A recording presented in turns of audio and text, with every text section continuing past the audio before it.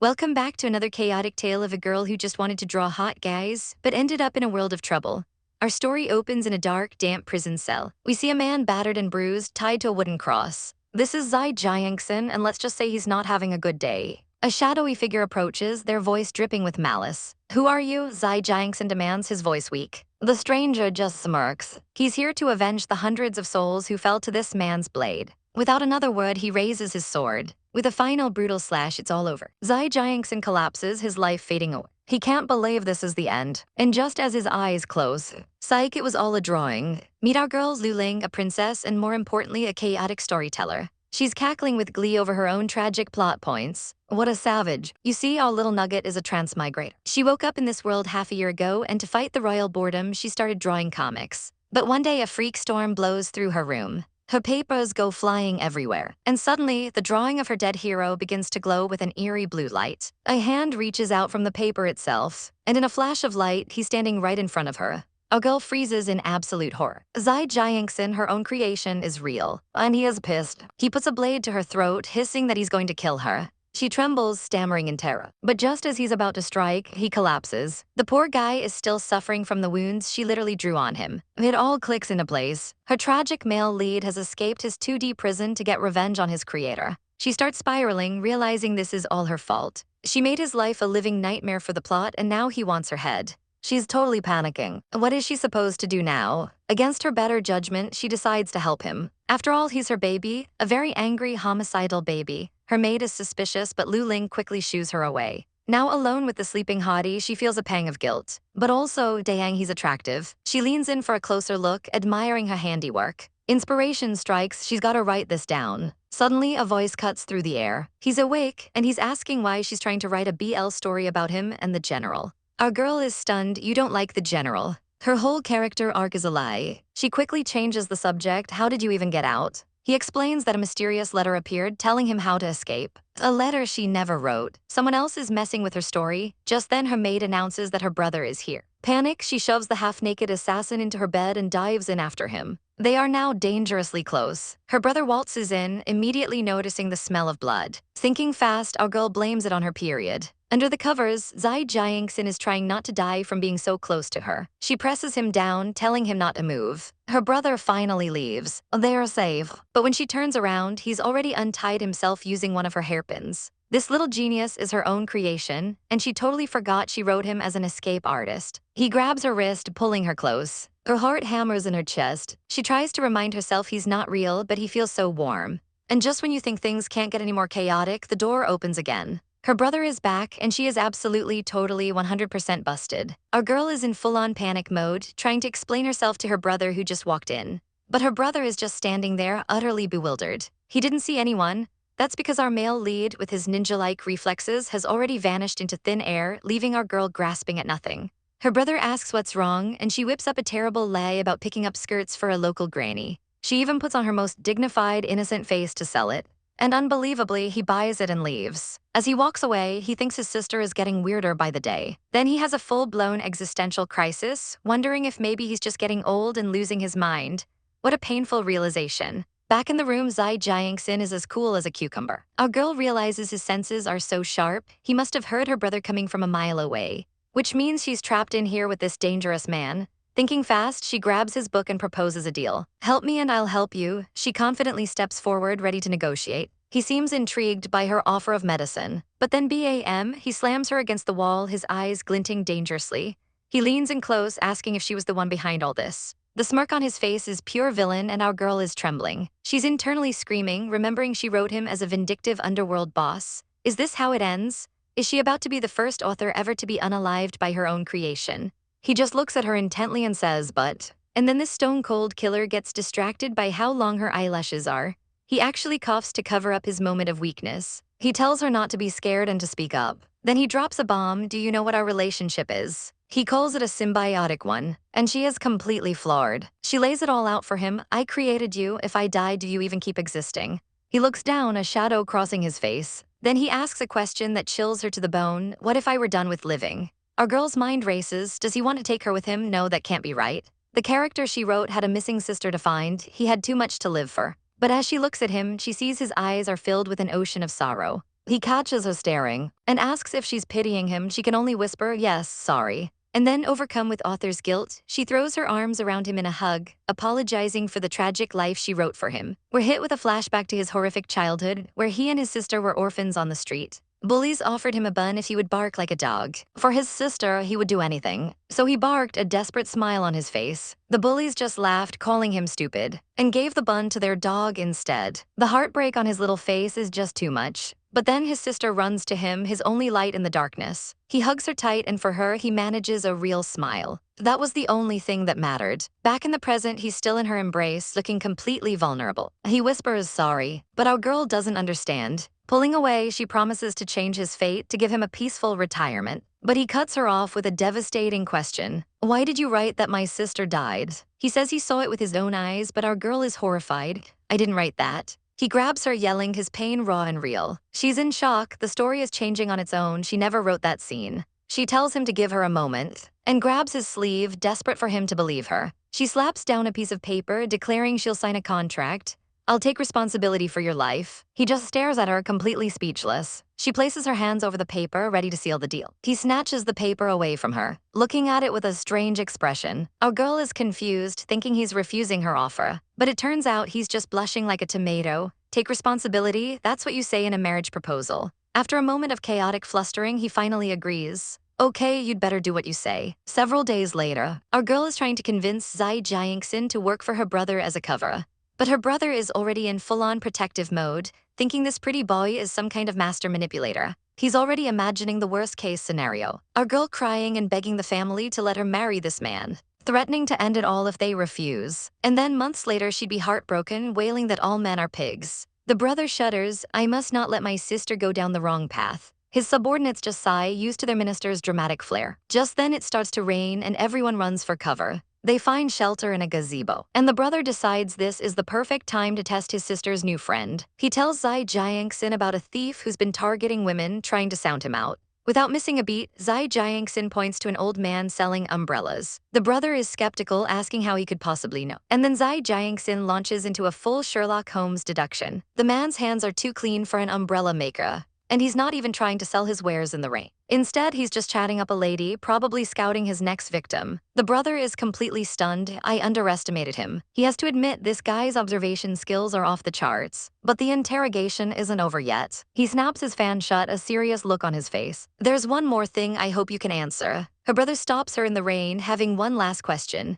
But it turns out he's just being a total softie, offering to treat Jiangxin to a meal as thanks. He goes full-on friendly mode, fanning away, but our boy Jiangxin is completely unfazed by this 180-degree personality shift. He just gives him the side-eye like, really, just a meal. The guards in the background just sigh, totally used to their minister's chaotic mood swings. Soon enough, they're all at a tavern, and her brother is encouraging everyone to drink up. But while he's playing the gracious host, he quietly gives an order to one of his men. Investigate him. Meanwhile, our poor girl is suffering from a classic case of writer's block. A sudden clap of thunder makes her look up, and she sees it's pouring outside. She freezes, realizing this is the exact same weather as the day Zai Jiangxin appeared in her world. The rain beats down relentlessly. A light bulb goes off in her head, but she quickly shakes it off, thinking there's no way the two events are connected. She reaches for the book he came from, trying to get a response. But there's only silence, followed by a loud BAM from somewhere in the room. She whips around, calling out his name, wondering why he's not with her brother. That's when she spots a strange purple energy crackling from the bookshelf. Suddenly, Jiangxin appears, looking deeply troubled.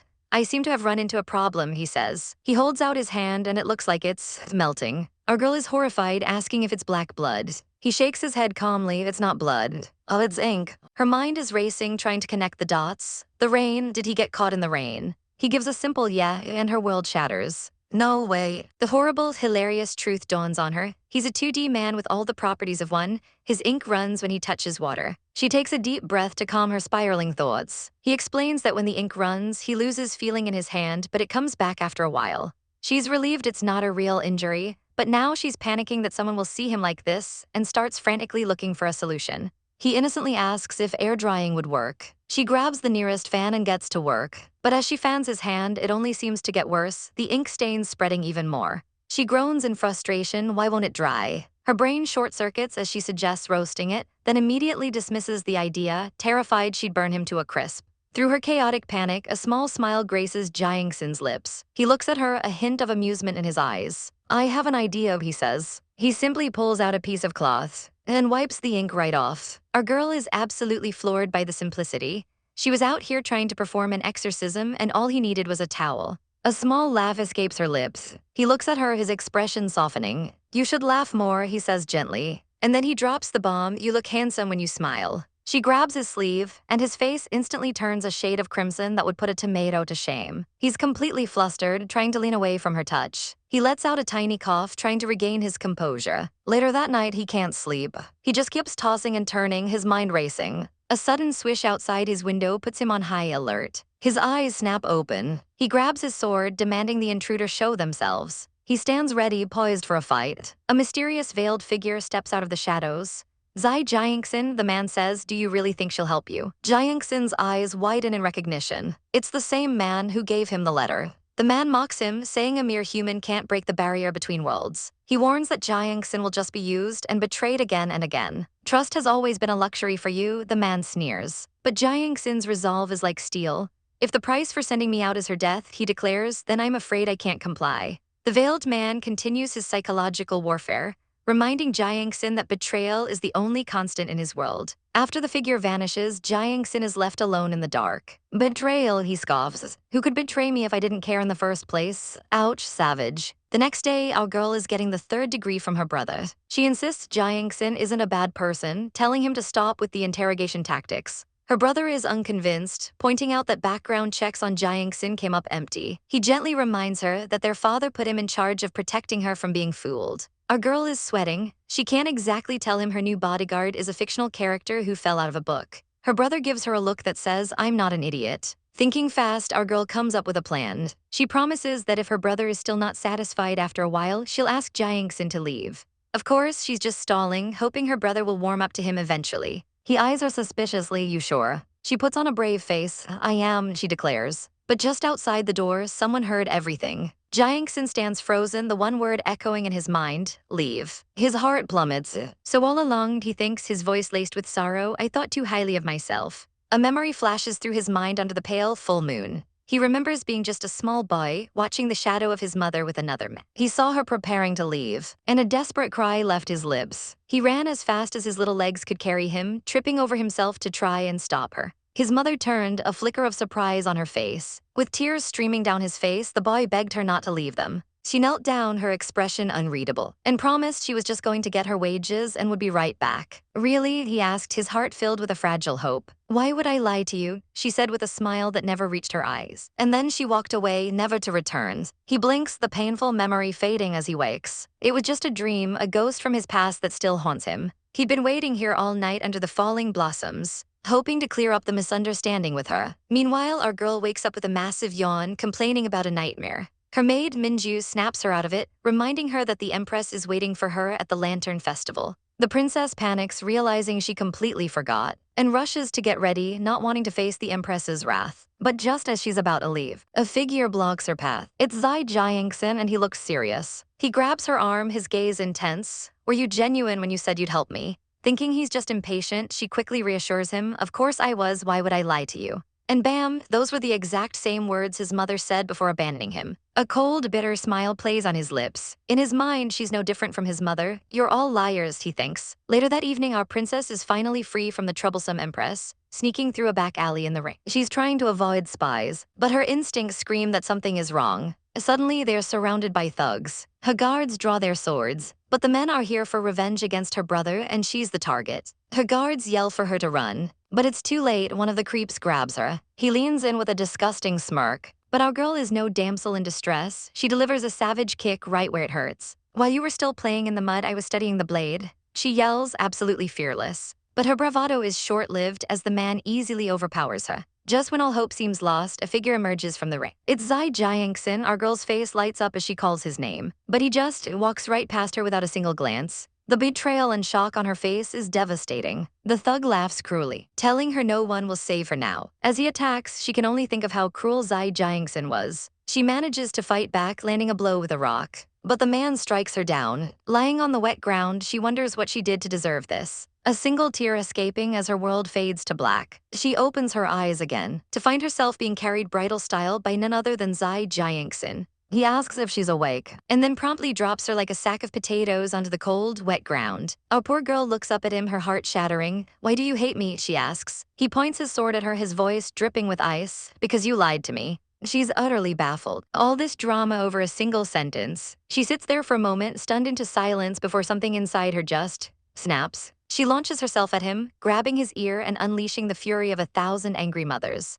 "Who gave you that bad habit of pulling out your sword without saying anything?" She shrieks, twisting his ear for good measure. "From now on, I'll deduct a point every time you do it. At the end, you'll be dead," she declares as lightning dramatically crashes behind her. Minju watches the whole chaotic scene unfold, completely bewildered. Zai Jiangxin is too stunned to even react. But then his sword begins to glow with an eerie light. He looks down, confused. As his body starts to turn transparent, Minju shrieks, pointing out that the princess is disappearing too. Our girl looks down in horror, and in a flash of blue light, they both vanish into thin air. A frantic Minju reports everything to the princess's brother, swearing she saw them disappear with her own eyes. She's terrified. The brother is skeptical but knows Minju wouldn't lie. He remembers his sister's strange hobbies and decides to search her library for clues. Among the shelves, a single book glows with an unnatural purple energy. He bursts into the room, freezing when he sees it. The book is floating and pulsing with light. It hovers in the air for a moment, before falling to the floor and flipping open on its own.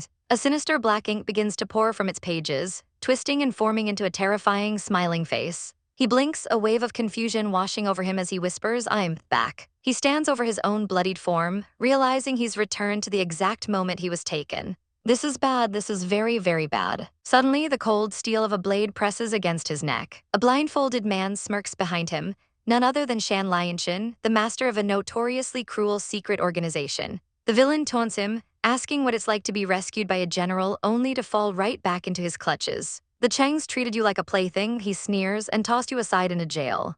Who's going to save you now?" "Cheng Yi," he presses the blade deeper, his voice dropping to a menacing whisper.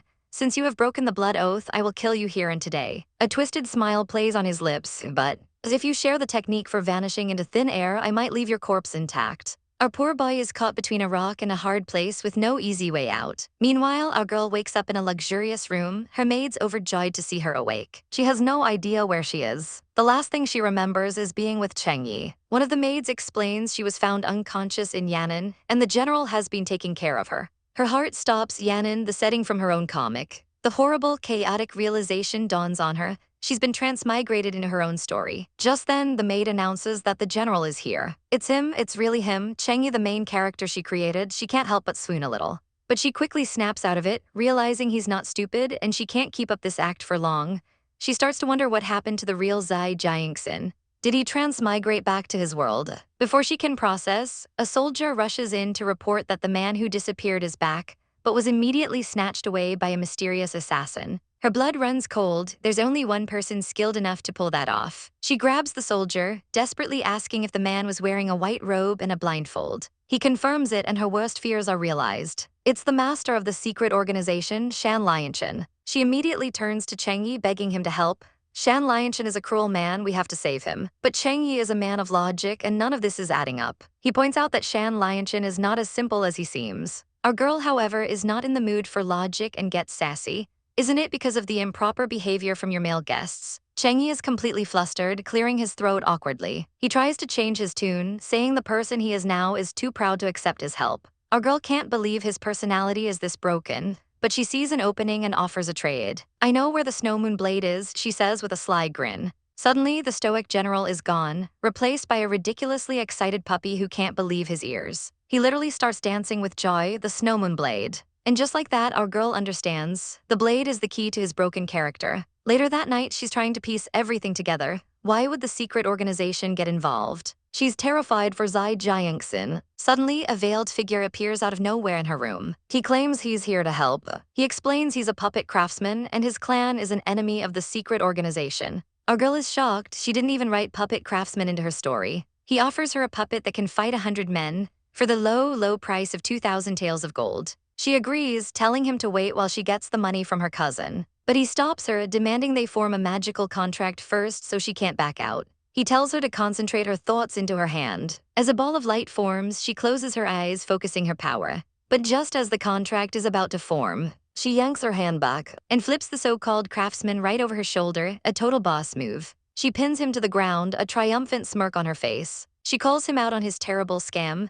"My cousin is the master here. If you wanted money, why would you bargain with me?" Unless, she says, her eyes narrowing, that's just an excuse. He just laughs, completely unbothered. He touches her chest and his eyes widen. "Your body is so light, you're not a real person." He knows, were you the person who pulled Zai Jiangxin out of the painting? Things take a dark turn as he leans in close, whispering that her soul must be delicious. With her soul, he claims he can become the ruler of the art world. He grabs her chin, demanding she hand it over. But our girl is no damsel in distress. She calls his bluff and shoves him away. She lays out his entire pathetic plan. He can't take her soul, he can only trick her or get Zai Jiangxin to kill her. She calls him out for being nothing but cannon fodder in his own scheme. She knows he can only control aimless beings, proving just how weak he really is. "So why," she asks with a savage confidence, "should I fear you?" He's stunned, then a slow, impressed smile spreads across his face. "I've finally met someone interesting," he says, vowing to make her give up her soul one day. And then he vanishes into thin air. Just as he leaves, Chengi bursts in, announcing that all his spies have been wiped out. They're back to square one, but our heroine is more determined than ever. Miles away, a wounded Zai Jiangxin is running for his life through a dark forest. His pursuers are close behind, shouting for him not to get away. He stumbles to the edge of a massive cliff. He's trapped. The poison he was fed is coursing through his veins, weakening him by the second. Shan Lianshin and his men corner him, a victorious smirk on the villain's face. With a single chilling word, he seals his fate: die. Zai Jiangxin's eyes go wide with despair. Is this really his end? He plummets into the darkness below. He was trapped in the bloody abyss forest, a place where thousands are buried. But his only thought was of one person. He assumed with him gone, no one would be after her anymore and that she must be relieved. As he stood on the edge of the abyss, ready to face his fate, a hand suddenly slipped. It was our girl, and he screamed her name, Zai Jianxin. He tells her not to be afraid. Just moments before, he was cutting down assassins on horseback, promising he would save her. But they had cornered her at the edge of the cliff, and with a sickening crack, she was sent plummeting into the darkness. He managed to catch her just in time, their hands clasped together over the deadly drop. Our girl is, understandably, freaking out, screaming that the bloody abyss is below them and that not even their bones will remain if they fall. She breaks down, wondering if this is some kind of divine punishment. But he just asks her why she came for him, confessing that he couldn't bear to see her die. He tells her she should be regretting her choices right about now. But our heroine is built different. She declares that even if she had a redo, she would still choose to save him. She goes on a chaotic tangent about taking responsibility for him and watching him get married and have kids. He cuts her off, his gaze intense, asking if she promises to do that for the rest of his life. She immediately says of course, and his stone-cold heart visibly melts. You can practically hear it pounding out of his chest. She gets a serious look on her face, telling him he better remember what he said. But before she can finish her threat, the cliff starts to rumble and break apart beneath them. He tells her not to worry, that she won't die. As they fall through a shower of rocks, he makes a split-second savage move, stabbing his sword into the cliff face to break their fall. They land with a soft patter, right on top of a massive pile of skulls. Well, that's one way to make an entrance. But their dramatic landing is interrupted by the howl of a wolf. A girl notices her hand is all scratched up from the fall, and he immediately pulls her in to inspect it, gently blowing on the wound. He asks softly if it still hurts, and girl, we are all swooning.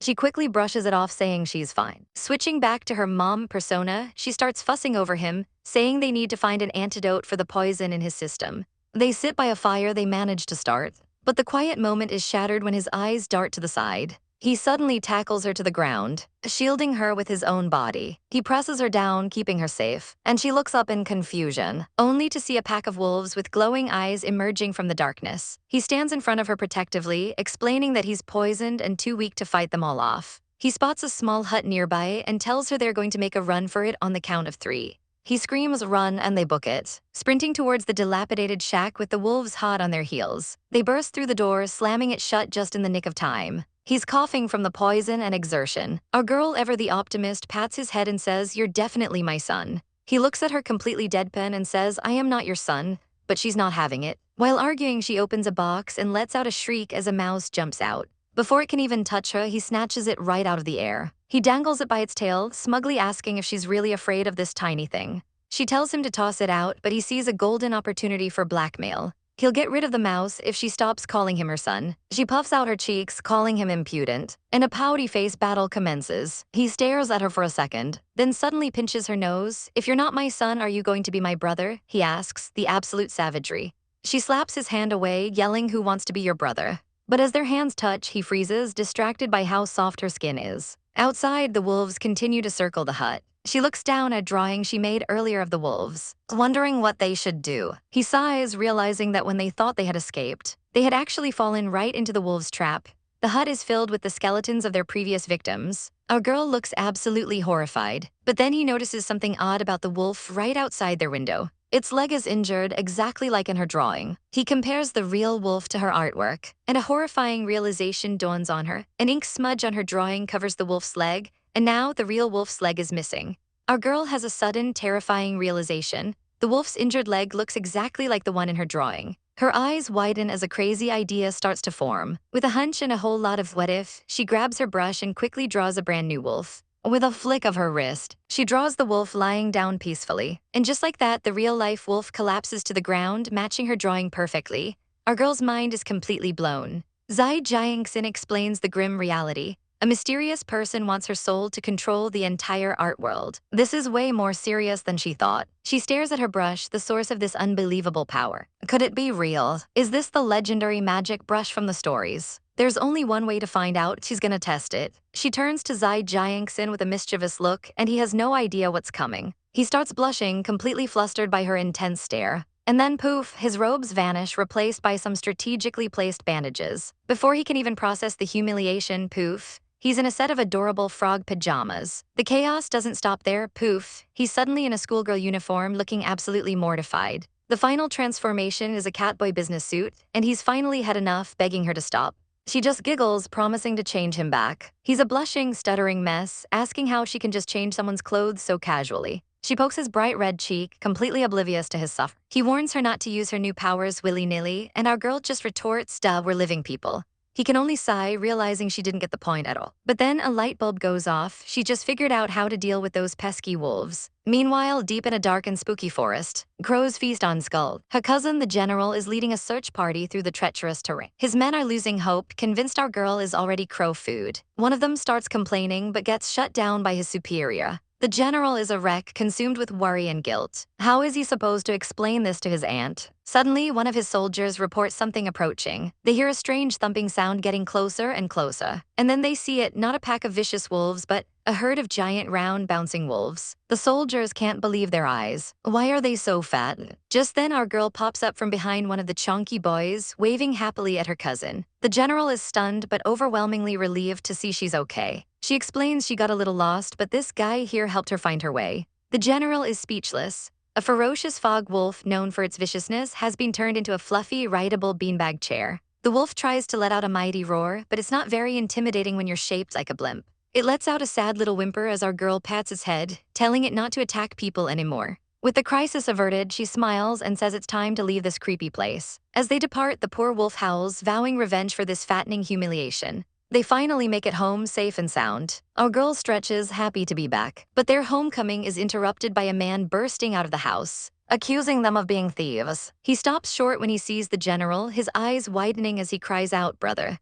Our girl recognizes him instantly. It's Luing. The general, however, looks like he wants the ground to swallow him whole. Luing rushes forward and latches onto the general's leg, dramatically declaring him his one true love. Hearts literally fly through the air as he kneels, professing his undying devotion to a very, very uncomfortable general. Our girl and Zai Jiangxin can only watch the chaotic soap opera unfold. Luing is still clinging to the general's leg, asking what he's doing with these people and calling him a dashing hero. Our girl steps in, telling her brother she knows he has a lot of questions. She sits them all down and explains everything. Her brother tries to wrap his head around the fact that he's a character in a drawing, realizing it explains why their customs are so different. He's understandably sweating a bit. She admits she doesn't know how to get back yet, and he says he'll go stay with a friend on 10 Mile Lane. The name catches Zai Jiangxin's attention. He asks if the friend is Yu Xingjai, and our girl's face lights up. He's her favorite supporting character. Poor Zai Jiangxin looks absolutely devastated by this news. She cheerfully invites him to come along, but he suddenly starts coughing violently, looking pale. She rushes to his side, asking what's wrong. He weakly claims he's not feeling well. She immediately presses her hand to his forehead to check for a fever, getting incredibly close.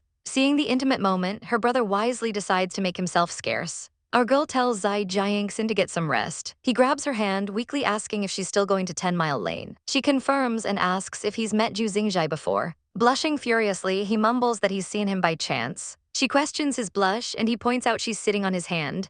But our girl's brain connects the dots all wrong, thinking his blush must mean he has a crush on Zhu Xingzhai. He can only watch her leave, completely defeated. He peeks out from the room, to find her fast asleep right outside his door. A soft smile graces his lips. Yesterday was a long day for her. He gently tucks her in, wishing her a good night's sleep. The memory of the awkward carriage ride home flashes through his mind, with our poor girl stuck right in the middle of the romantic tension, feeling like it was all her fault. And immediately our girl is feeling the exhaustion of the day. She sighs, regretting the long trip if she knew it wasn't just a simple stroll. She's so tired she can barely keep her eyes open, and Jiangxin just gives her the iciest side-eye. "What are you looking at?" he asks, clearly unimpressed with her stamina. But as they sit there, they're not the only ones drawing attention. A mysterious and ridiculously handsome stranger has all the local ladies swooning. But as our girl looks over, Jiangxin notices something familiar about him. "What is it?" she asks, seeing the storm clouds gathering on his face. He points out the man's jade pendant, a keepsake from his father, a pendant that his sister Ling used to have. Our girl goes into full-on detective mode, while the pretty boy villain just smugly continues his business. Suddenly, she slams her hands on the table, demanding to know his name, but quickly pivots to a sweeter approach, asking where he got his pretty jade pendant. The man just sips his tea, oozing smugness, and tells her you wouldn't want to know.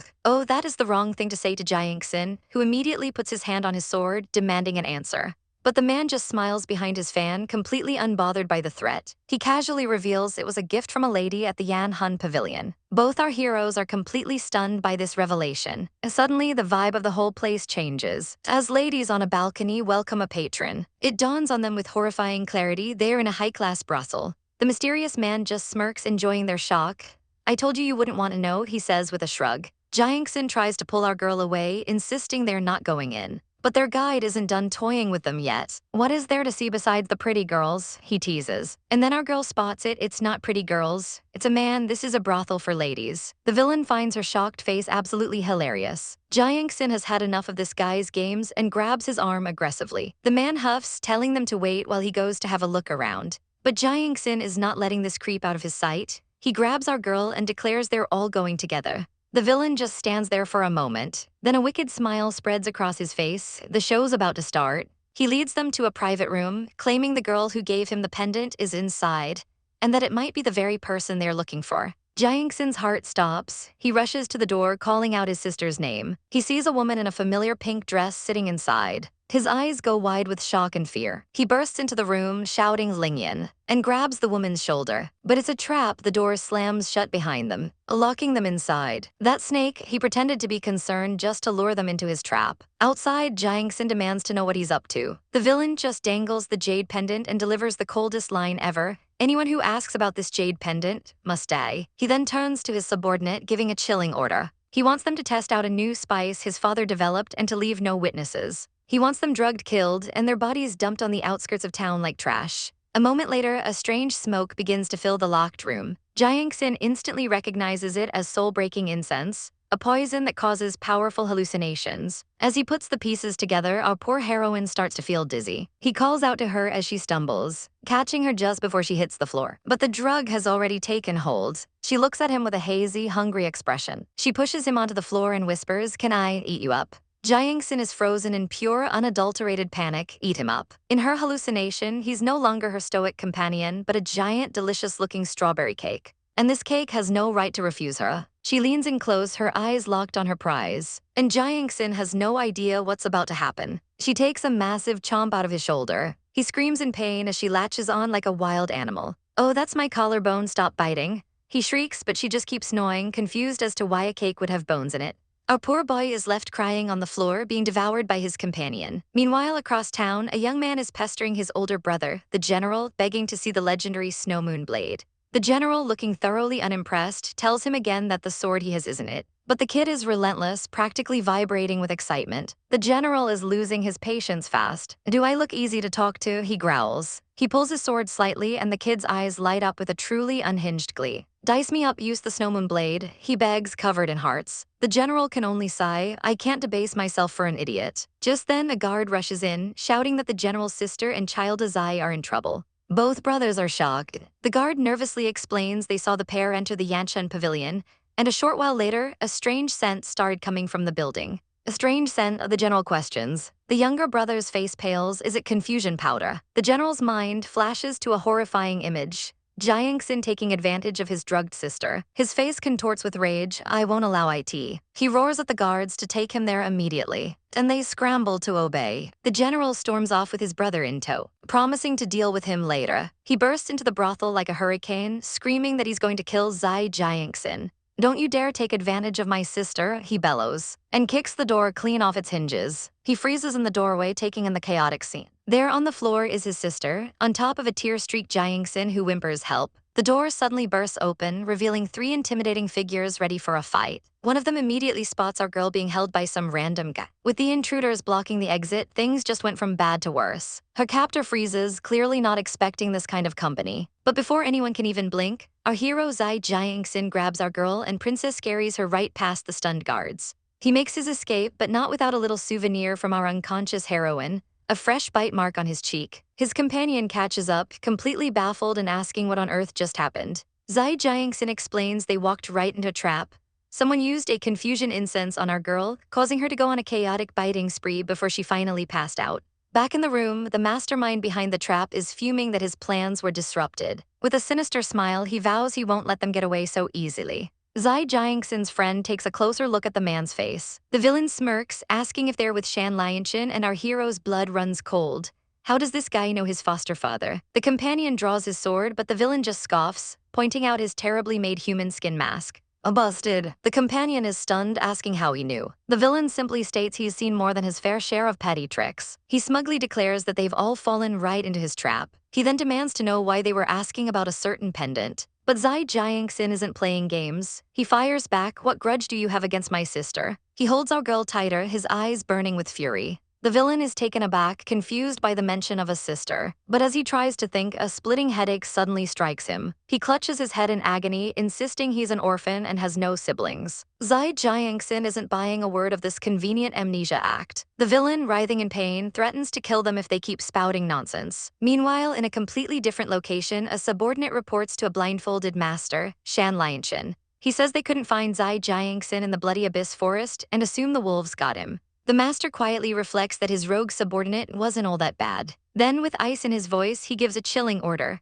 Send out all the troops to find the wolves and bury Zai Jiangxin's corpse. The subordinate is completely shocked by this command. Master, I don't understand, he stammers. Shan Lianshan simply laments that Zai Jiangxin was unruly for trying to escape. A brief flashback shows a young Zai Jiangxin asking his uncle Lianshan about his bandaged eyes. When the boy asks if they hurt, the man softly admits that they do. Back in the present, another subordinate rushes in, interrupting the moment. He brings urgent news, something has happened at the Yanshan pavilion. Back at the pavilion, Zai Jiangxin has his sword at the villain's throat, demanding answers. Why is my sister's pendant in your hands? He snarls. The villain plays dumb, sweating profusely as his headache rages on. Just then, a cold voice cuts through the tension. It's Shan Lianshan who has arrived with his own men. The villain's eyes go wide in shock. Foster father, he gasps. Zai Jiangxin is just as stunned to see his own foster father here. The terrible truth dawns on him, they're connected. His mind flashes back to his sister, Lingyan, who was always worried about his dangerous life as an assassin. She begged him not to go, scared he wouldn't return. He tried to reassure her, telling her not to believe a word Shan Lianshan said. He isn't a good person, he warned. She stormed off, angry and hurt. He watched her go, vowing to find a way for them to escape this bloody life. He truly believed that if he completed one last mission, his foster father would finally set him free. He remembers returning from that mission to find a note from his sister. She had made him longevity noodles for his birthday, but as he ate, he realized the bowl was cold. Suddenly, he heard frantic screams that someone was drowning. He dropped the bowl and ran, only to find her single shoe by the river's edge. He searched for 3 days, even diving into the dark water, but she was gone. And he knew deep in his gut that Shan Lianshan was behind it all. In the present, Shan Lianshan gives a cruel smile. You belong to the organization in life and in death. Who are you to make decisions? Blind with rage, Zai Jiangxin charges, screaming, where have you hidden Lingyan? Their blades clash in a furious shower of sparks. The commotion finally wakes up our girl. Her companion urges her to escape with him, but she sees the duel and knows Zai Jiangxin is outmatched. Thinking fast, she pulls out a hidden brush, determined to save him. While her friend panics, she begins to paint furiously. The fight intensifies. Shan Lianshin taunts him hand over Lingyan. Then he delivers the final, soul-crushing blow. She was tortured to death because you left. Zai Jiangxin's world shatters. How dare you, he chokes out. The monster he called father continues his savage monologue. You're a monster I created, before unleashing a volley of poison needles. His friend cries out in warning, recognizing the master's signature deadly attack. Zai Jiangxin is trapped with no way to escape the lethal assault. A sword flashes past the blindfolded man who seems completely unfazed by the attack. But on the inside, he's basically a human porcupine, bristling with defensive energy. Turns out, it was our girl who made the move, and she's feeling pretty pleased with herself for beating the deadline. Jiangxin immediately turns, his only concern being for her safety. But our girl is having none of that damsel in distress nonsense. She grabs his arm, reassuring him that this creep can't hurt him. Jiangxin just stares, completely floored by her fierce protectiveness. The blindfolded man, Shan Lianshin, finally speaks up, recognizing our girl as the one who messed with his attack. He throws some serious shade at Jiangxin, taunting him for finding a new protector so quickly. Then he goes for the jugular, trying to poison our girl's mind by asking if Jiangxin has told her about his dark, bloody past. But our girl isn't swayed for a second. She grabs Jiangxin's hand, declaring that he and the psycho are nothing alike. She delivers the final blow, stating that Shan Lianshin doesn't even deserve to be compared to him. Savage. Shan Lianshin is stunned into silence for a moment. He recovers, making a deal, tell him the secret technique used to escape the prison. A technique Jiangxin has absolutely no clue about. In exchange, he'll return Zai Lingyan in 3 days. Before Jiangxin can even process the confusing demand, our girl shouts deal, like she's on a game show. She gives him a look that says, trust me, because she definitely has a chaotic plan brewing. Then, completely changing the subject, she points out the marks on his neck and asks if a dog bit him. Jiangxin blushes because the culprit was her. Meanwhile, at the headquarters of the shady secret organization, a servant brings medicine to a person they call Sir. The Sir seems lost in thought, not even hearing them at first. This Sir is actually a woman, and she's having a bit of an identity crisis. Her attendant reminds her that pretending to be a man was for her own protection, but she is feeling confused. She can't remember anything before waking up in the water, with only a mysterious pendant as a clue to her identity. Her foster father told her that her family was slaughtered, but now she's starting to wonder if Zai Jiangxin was telling the truth. The question echoes in her mind. Is her foster father lying to her? Back with Shan Lianshin, he assures the attendant he wouldn't dare lie to their Sir. He orders the servant to keep a close eye on her, and then asks for a report on how Zai Jiangxin was cornered. The servant explains that an attempt with confusion incense was made, but it had no effect on him. After dismissing the servant, Shan Lianshin reveals his new trump card, a newly developed soul-dissipating powder so potent that no one can resist it. He clenches his fist, a sinister smile playing on his lips, confident that this time Jiangxin will have nowhere to hide. Later that night, Jiangxin tries to sleep, but his mind won't rest. He tosses and turns, clearly agitated. He's pulled into a horrifying nightmare, a flashback to the bloody trials of the secret organization. The memories of death and violence surround him, his own hands covered in blood. The cruel words of a woman echo in his mind, calling him a monster. A murderer. He relives the moment he held a dying loved one, who couldn't even look at him, whispering monster with her last breath. Another woman screams die, and lunges at him with a dagger. But in a horrifying twist, she turns the blade on herself. She curses him, hoping he rots in hell. Her final words are venomous, I regret meeting you. The image of her dying with a twisted smile is burned into his memory. He screams her name, Luing. Waking up in a cold sweat, it was all a dream. And right there beside him is our girl, her face etched with worry. Before she can say much else, he pulls her into a desperate hug, needing the comfort of her presence. She's startled but immediately holds him back, her embrace a safe harbor in his storm. She softly reassures him that it was just a dream. He asks why she's there and she admits she couldn't sleep either. She tells him that Shan Lianshin was wrong, they aren't the same at all. The difference, she says, is that he only kills to survive, and she's always thought of him as a good person deep down. With a confident smile, she declares that no one understands him better than she does. But then our girl's chaotic side emerges. She adds that if someone were to truly harm him, she wouldn't mind becoming the villain for his sake. Elsewhere, a certain Luing is trying to enjoy a peaceful bath when they hear a tapping sound. It's Jiangxin barging in and complaining that the guards wouldn't let him through. He storms in, ready to confront these supposedly shady guards, but freezes in his tracks. He's just walked in on Luing, who is very much still in the bath.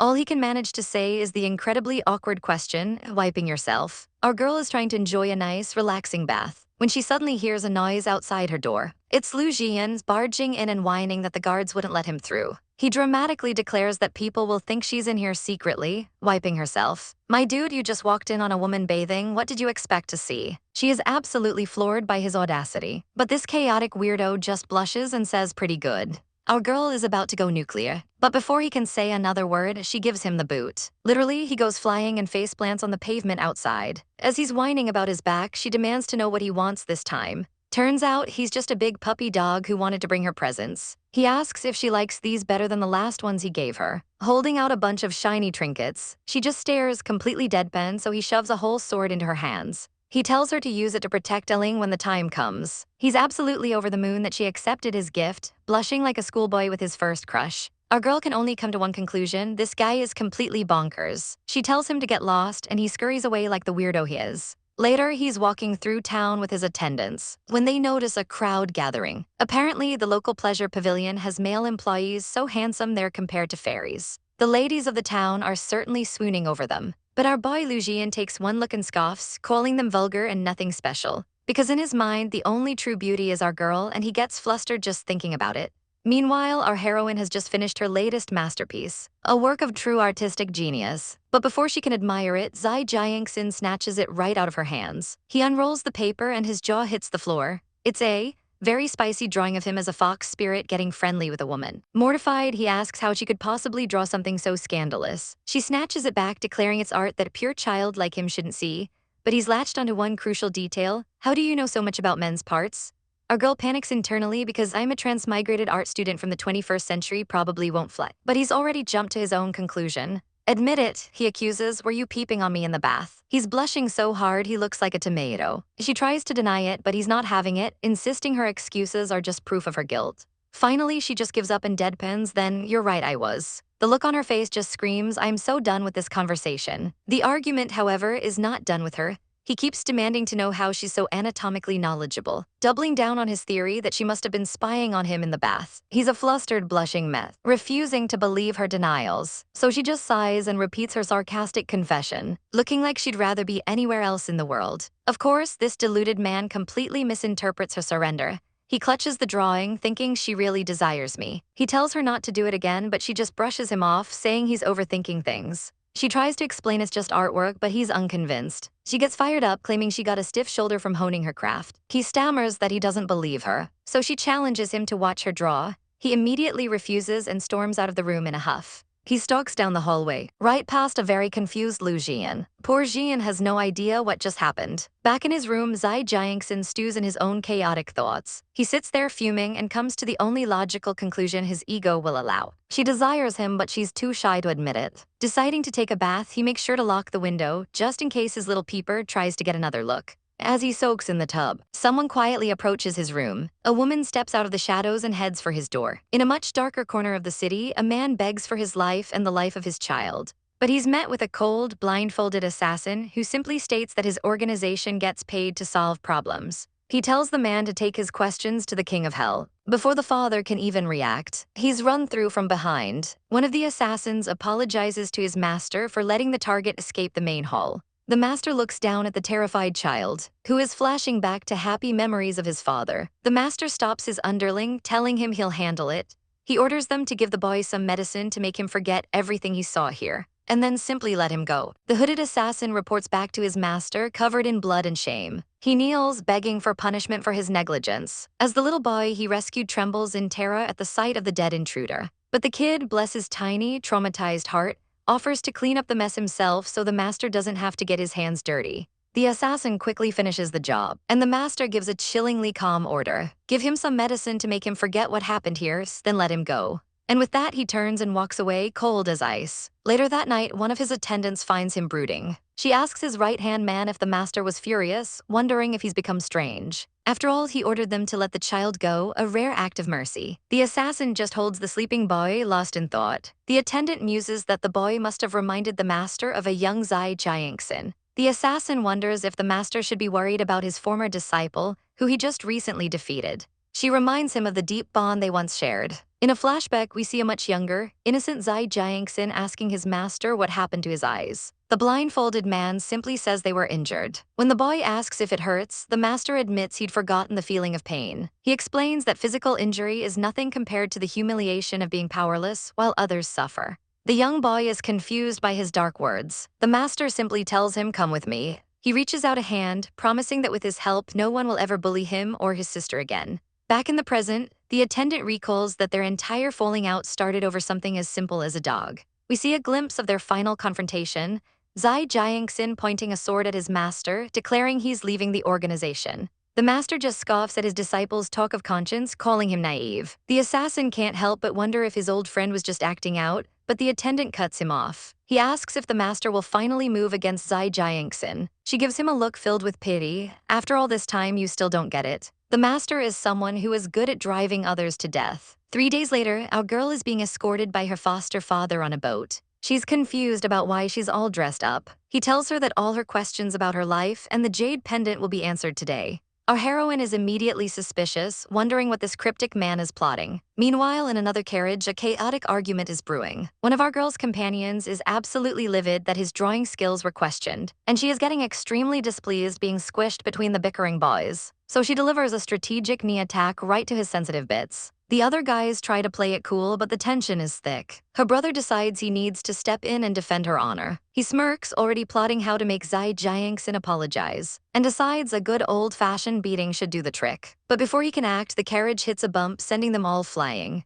Oof, right in the kisser. He clutches his now bloody nose, insisting it only hurts a little. As she fusses over him, the other two realize they are completely third-wheeling this drama. Their group finally arrives at the Zemo boat, ready for a confrontation. One of them boasts that he's ready for anything. By the water, Zai Jiangxin stands waiting. He and the girl approach the boat, where he immediately asks for Lingyan's, and then he sees her. "It really is you." He rushes forward, but is stopped by her foster father, the blindfolded master, who coldly demands he hand over his secret technique. Our girl smirks, revealing she used a secret technique of her own to make his legs disappear. The master is stunned. She hands him a scroll with the technique, taunting that it's too complicated for him. He snatches it unimpressed, but he's a genius and vows to pay her back if she's tricking him. As they try to leave, the master stops them. "Did you think I'd let you leave?" He reveals it's about time. Suddenly, Zai Jiangxin feels dizzy and collapses. The master reveals his trap. He spread a confusion powder around the boat that reacts with a poison already in Jiangxin's body. He gives his former disciple one last, twisted chance. "Use your sword to kill this woman." He offers him the position of sect master in exchange for her life. Jiangxin trembles, tempted by the offer, but the master has no patience for his hesitation and draws his own sword.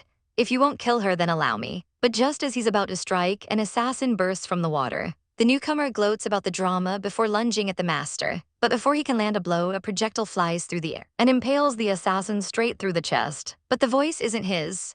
The camera pans to reveal the little boy from before, holding a bloody dagger to the master's throat. The master is speechless with shock. "It's you." The boy gives him the most terrifyingly sweet smile. "Oh, kind and benevolent master, since you let me free, if I send you to hell, you won't blame me, right?" But the joy is short-lived as she sees a splash of red on her foster father's back. Jiangxin can only ask Shan Lianshan why he had to do things this way. Shan Lianshan confesses that thanks to him, he dedicated himself to the secret organization and killed countless people. "I know I'm going to hell," he says, "but I never would have thought you'd have no conscience left." He declares that he's parting ways with the organization for good, even if it means death. But his foster father just calls him naive. "Can't you see that this world is already a hell?" he scoffs. He warns Jiangxin that his kindness will be his downfall, and that as an assassin, his path is different. With that, Jiangxin turns his back and walks away. The foster father sneers, saying that if he were a mindless killer like Jiangxin, not even sparing a dog, things would be different. Suddenly, a twig snaps outside. A servant girl stumbles in with terrible news. She announces that Lingyan was found half-drowned by the riverbank this morning. The foster father is stunned, wondering how such a careful girl could have drowned. The servant explains there were scars on her neck. An enemy must have found where she and her brother were hiding.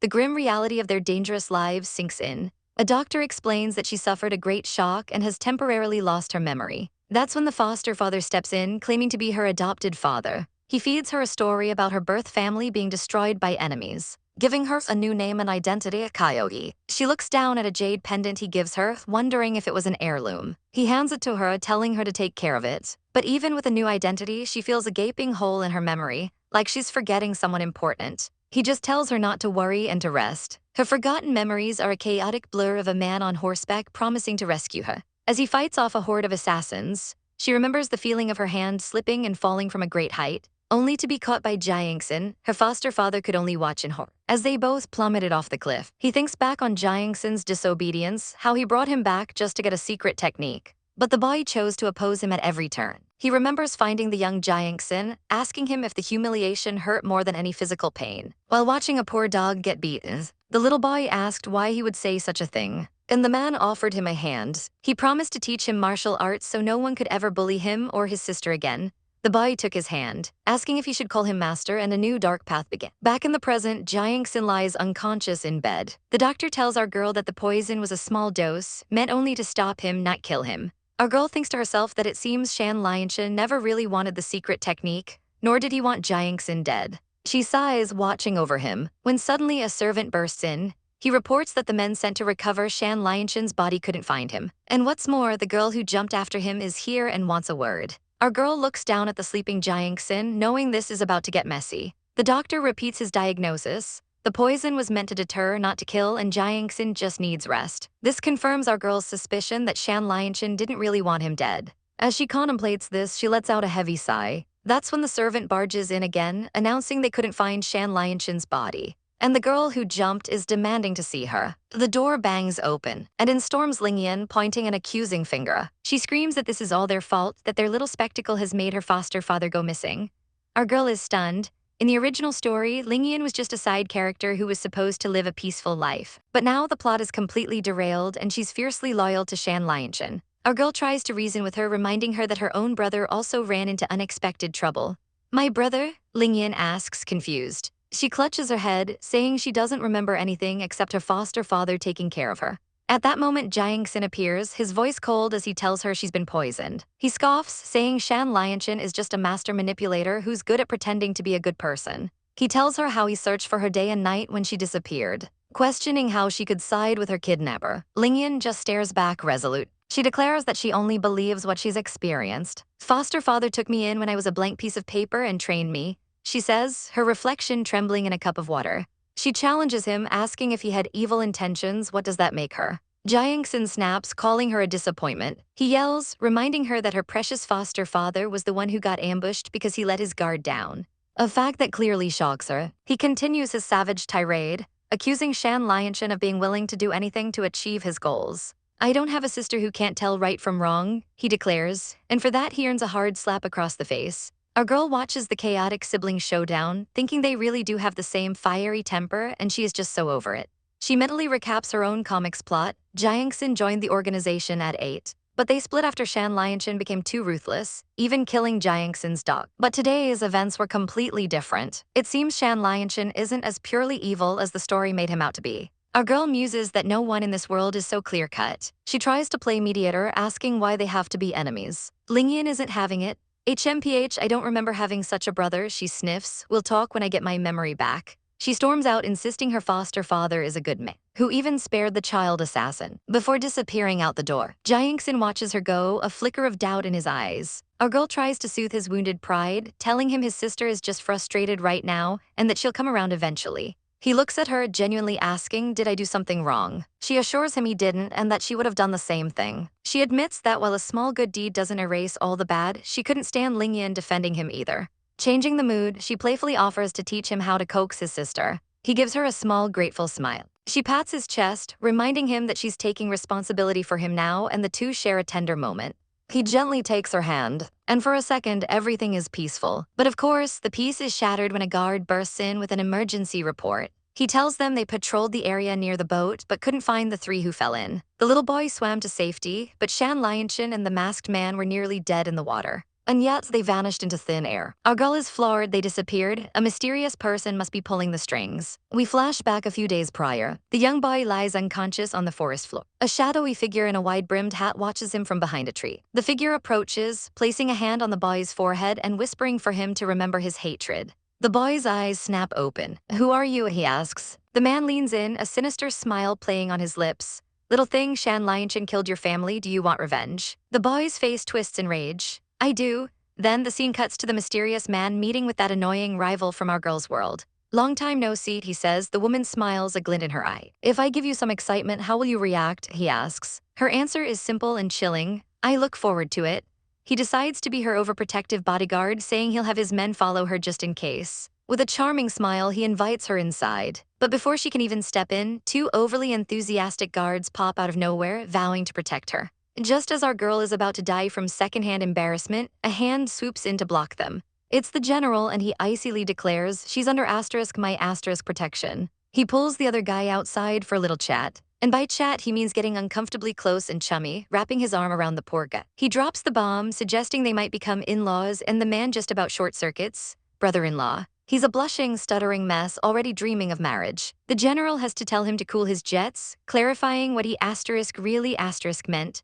Our girl just watches from the side, completely baffled by whatever chaotic bromance is unfolding. Defeated, the guy finally caves and says fine. With that settled, the general smugly tells her to let the guards tag along. He then sweetly promises to take her shopping for her sister once he's healed up. 4 days later, they're at the market, and he's gone completely overboard with the gifts. Seriously, the guards are now basically just personal shoppers carrying mountains of presents. He shyly tells her to behave when she gives the gifts to her sister. He's practically drowning in boxes. As they make their way through the city to a place called 10 Mile Alley, the sign confirms they're in the right place. He is so whipped he'd probably buy her the whole city if she asked. Our girl, ever the leader, simply says let's go. But as they approach the door, she hesitates for a second. Someone is peeking at them from inside. It's her cousin, and he's wondering what on earth she's doing here. He's so startled to see them that he practically flattens himself against the door. He quickly tries to cover, saying he was just checking up on someone. But just then, the door creaks open. 2 handsome gentlemen appear, and our girl immediately recognizes one of them. Zhu Xingzhe, she shouts, her eyes sparkling like she's just met her favorite celebrity. She is absolutely swooning. Turns out he's the perfect model for the second male lead in her comic, and she's been dying for this kind of inspiration. He, of course, has no idea who she is and politely says he can't recall meeting her. But our girl sees this as the perfect opportunity to make some plot happen.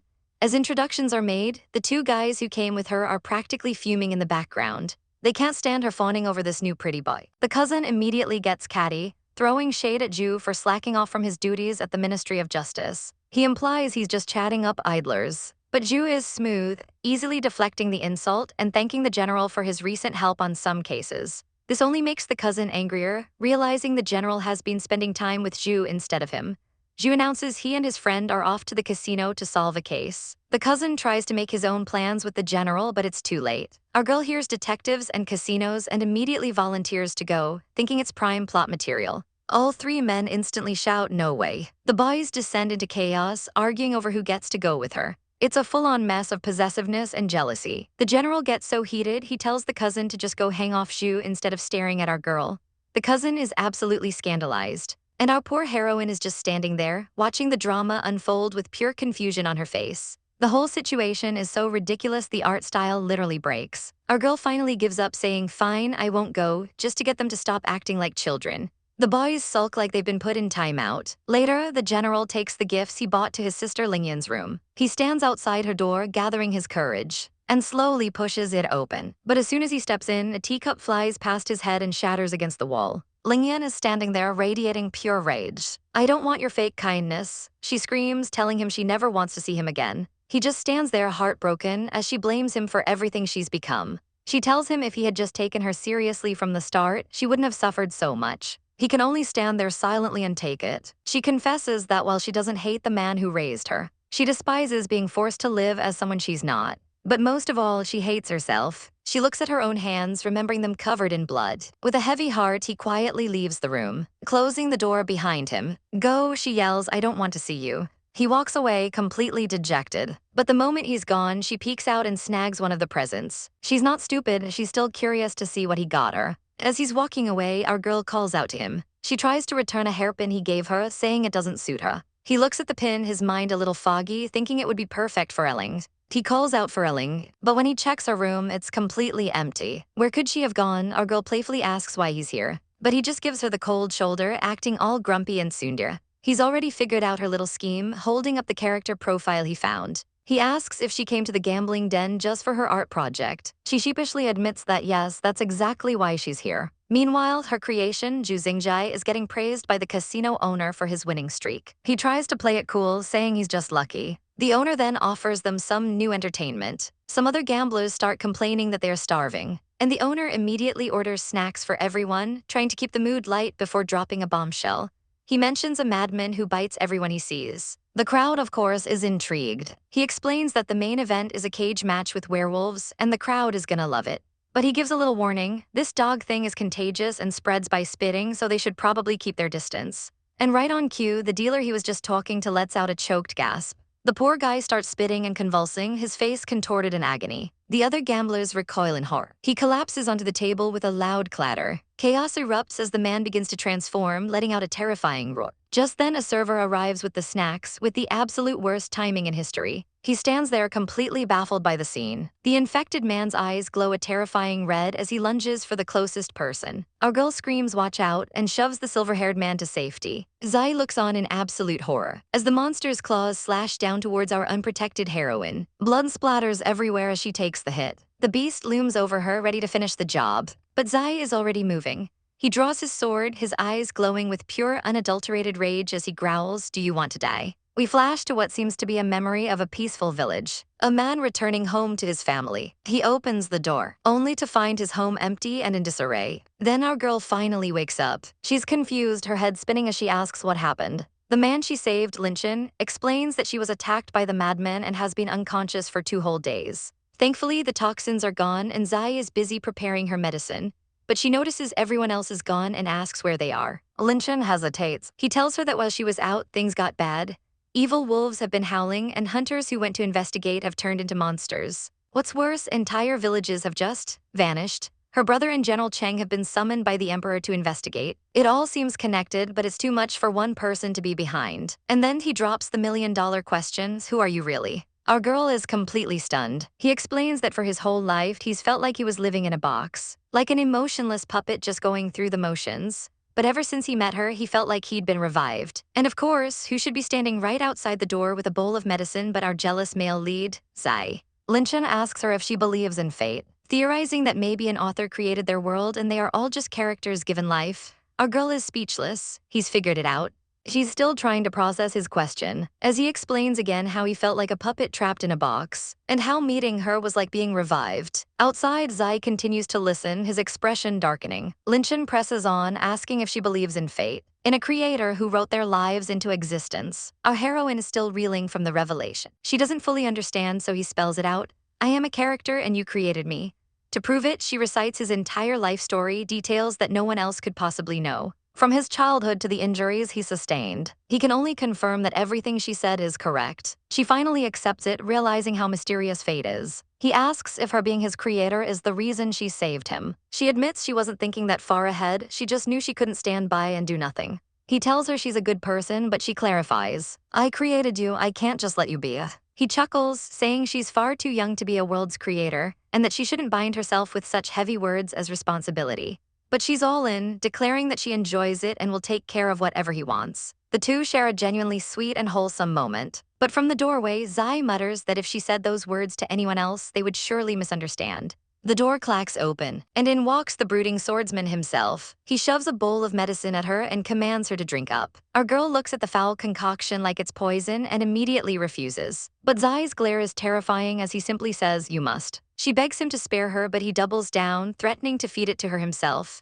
That gets her to comply immediately, snatching the bowl and promising to drink it. Linchin just watches them, amused by their chaotic dynamic. Later that night, Zai is brooding on a rooftop when Lingyan finds him. He tries to brush her off, saying she's blocking his view. But she doesn't leave. She points out that he's acting like an abandoned puppy, chugging wine all by himself. He just sighs and offers to tell her a story. She agrees, but makes a bet for some rouge if she doesn't like it. He begins a tale about a swordsman who felt trapped by fate, who learned he was a character from a drawing and made a deal to escape his world. The price, he had to kill his creator. But when he met her, she took his hand and promised to be responsible for him for the rest of his life. The lonely swordsman had never known such kindness. Lingyan is captivated, and then what's the ending? He falls silent. She pouts, saying the story doesn't make sense. A smart swordsman wouldn't just fall for that. He just stares at her unimpressed. So she suggests a plot twist. She leans in and whispers devilishly, why doesn't he just secretly eliminate his romantic rival? Zai is so done, he just gets up and leaves. She yells after him that ruthlessness is key, but he just thinks she's crazy, forgetting she has amnesia. He storms through the courtyard, ready to be alone. But then a different voice calls his name. It's Ling, and she runs right up to him, grabbing his arm. She looks at him with serious, determined eyes and says, "Come with me, I have something to tell you." After reviewing the map, our girl realizes something is definitely off. The disappearances and the strange beasts, it's all too random to be the work of a single person. She admits she's had a bad feeling about this whole situation. She decides they need to get boots on the ground, suggesting they scope out a nearby village to look for clues. But before they can wrap things up, she notices Jiangxin is being unusually quiet. He seems distant, lost in his own world. Our girl gets right up in his personal space, demanding to know what's wrong with him. She gets a whiff of something suspicious and calls him out immediately. He smells like alcohol. He tries to deny it, but the blush creeping up his neck is a dead giveaway. She tells him he can talk to her about anything because bottling it up is just worse. Our girl is not letting this go. He finally agrees and they get back to the plans. The next day they head to the village, but their investigation hits a dead end. All they find are terrified villagers whispering about their missing loved ones. Everyone is convinced it's the work of mountain spirits. Our girl sighs, starting to believe it herself when a familiar voice calls her name. It's her brother. He's just as surprised to see her there. Turns out he's also investigating the case and has heard the same spooky stories from the villagers. He points out how eerily quiet the streets are. It seems the townspeople are too scared to even leave their homes. Their path takes them to a large, traditional building. It's a monastery, the Linghua Temple. Her brother thinks it's a good idea to go inside. He's heard the abbot is an expert on worldly affairs and might have some answers about the strange happenings. He tells our girl and Jiangxin to wait while he goes to find him. They agree and wait outside. Suddenly, a voice from the bushes asks if they are otherworldly persons, and out stumbles a monk who looks like he's already had a few too many. Jiangxin immediately steps in front of our girl, demanding to know who this drunkard is. The monk just grins, asking if they were looking for him. Plot twist, this is the hard abbot. Our girl is absolutely floored. This is the great expert they came to see. Jiangxin bluntly asks why an abbot is drinking, and the monk gives some nonsense answer about Buddha being in the heart. Jiangxin cuts through the BS and asks what he meant by otherworldly persons. The abbot seems to snap out of his drunken haze for a moment. He leans in close and gives a cryptic warning. "You don't belong here, leave soon or it will be too late." Jiangxin presses for more, but the abbot just laughs it off, claiming he can't divulge heaven's secrets. Our girl, completely over this guy's act, calls his bluff. "It sounds like you're just afraid of Buddha," she scoffs, turning to leave. He's just a monk playing hooky. This guy is a total mess. Just as they walk away, he calls out for them to hold on. Our girl turns with a triumphant smirk. Her reverse psychology worked perfectly. The monk admits it's not that he can't tell them, but he's a little short on drinking money. This absolute madman is trying to bribe them. Jiangxin, probably just to get this over with, agrees to pay up. The monk has the audacity to tell him to watch his tone because he's a monk after all. He then launches into a super cryptic prophecy about cause and effect and something called a realm gate. Our girl is completely lost. What on earth is he talking about? She asks him to explain, but he just gives her a sly look and says, "Nothing can be gained without giving something up." Then he holds out his hand for payment. Jiangxin sighs and hands over the money. The monk is absolutely delighted with his new booze fund. Just then, her brother and his companion return. Jiangxin explains that the abbot they just met vanished into thin air, and he's furious about his wasted money. Her brother is confused. They met the abbot. That's impossible. The other monks said the heart abbot left for a trip over a month ago. They all stare in shock. If that wasn't the abbot, then who did they just meet? Her brother adds that the real abbot was supposedly acting strangely before he left, as if he were hiding from someone. Our girl rolls her eyes. That sneaky, money-grubbing behavior sounds exactly like something their cursed monk would do. Later, the group gathers at an inn to eat and discuss the day's bizarre events. Our girl asks her brother what he found out. He explains that ever since he entered this world, things have been deviating from what he expected. As the others start eating, he continues his train of thought. He recalls a book he once read about strange occurrences, where the world was filled with gods and demons. It described a concept of a world within a world. Jiangxin immediately shuts him down, saying the book is just for fun. The conversation gets our girl thinking. This is a fictional world after all, anything could happen. Noticing her lost in thought, Jiangxin tells her to eat up. He's piled her bowl so high she can barely see over it. "You're too skinny," he says simply. "My heart, he's such a tsundere." But our girl is a picky eater and immediately complains about the chicken wings. Jiangxin just calls her picky while munching away cutely. The other two can only watch the chaotic couple with fond exasperation. Their meal is interrupted when an innkeeper approaches the table. But before he can even finish his sentence, he's violently shoved aside. A group of thugs storms the inn and one of them slashes the poor man. Her brother instantly recognizes them as members of the Longhu camp. These guys look like serious trouble. He explains they're notorious bandits they've dealt with on a previous case. One of the bandits saunters over to their table. He stops right next to them looking for trouble. He taps his massive blade on their table, trying to look tough, and then his eyes land on her brother.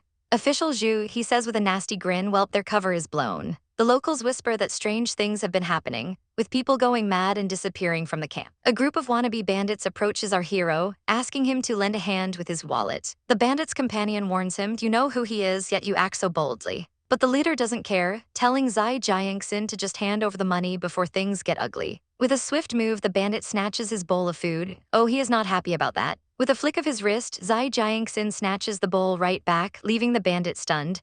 He places the food back on the table, looking utterly unimpressed with these amateurs. The big, bold guy looks on the verge of tears, his meal cruelly taken from him. But in a savage twist, Zai Jiangxin hands the bowl over to the big guy, telling him to eat if he's hungry. This simple act of kindness is too much for the big man, who immediately starts bawling. He sobs dramatically while our girl and Zai Jiangxin just sit there, witnessing this chaotic meltdown. He's crying over all the delicious meat he thought he'd lost forever. A truly gut-wrenching performance. The bandit leader has had enough, kicking his brother and yelling, "Shut up. I told you to act like a bandit." Our girl is completely speechless at this point. The leader glares at them, annoyed at his incompetent crew and these deadweights who won't just cooperate. He raises his weapon, shouting that it's time to attack. But Zai Jiangxin just calmly sets his own sword down on the table. "Today I will fight without my weapon," he declares, looking bored out of his mind. He crosses his arms, practically daring them to try something. The bandit leader charges forward, screaming about how arrogant he is. With a flash of steel, he swings his blade down. But Zai Jiangxin doesn't even flinch. He just casually flicks a ceramic bowl forward. And with a loud clang, it completely stops the sword in its tracks. The bandits are stunned by his impossible strength. The leader trembles, realizing he's messed with the wrong guy. With another flick, the bowl shatters the bandit's blade into a million pieces. The bandit stands there, completely dumbfounded by what just happened. Zai Jiangxin's eyes darken, his aura turning absolutely terrifying. The bandit leader immediately drops to his knees, begging for forgiveness and claiming it was all a big misunderstanding. Our girl deadpans. You bandits adjust to the situation quickly. She leans over the table, inspecting the weapon of mass destruction. "I'm seeing if this bowl has special properties," she says, completely serious. Suddenly, the entire inn erupts in panic. People are screaming that the spirits are coming and stampeding for the exits.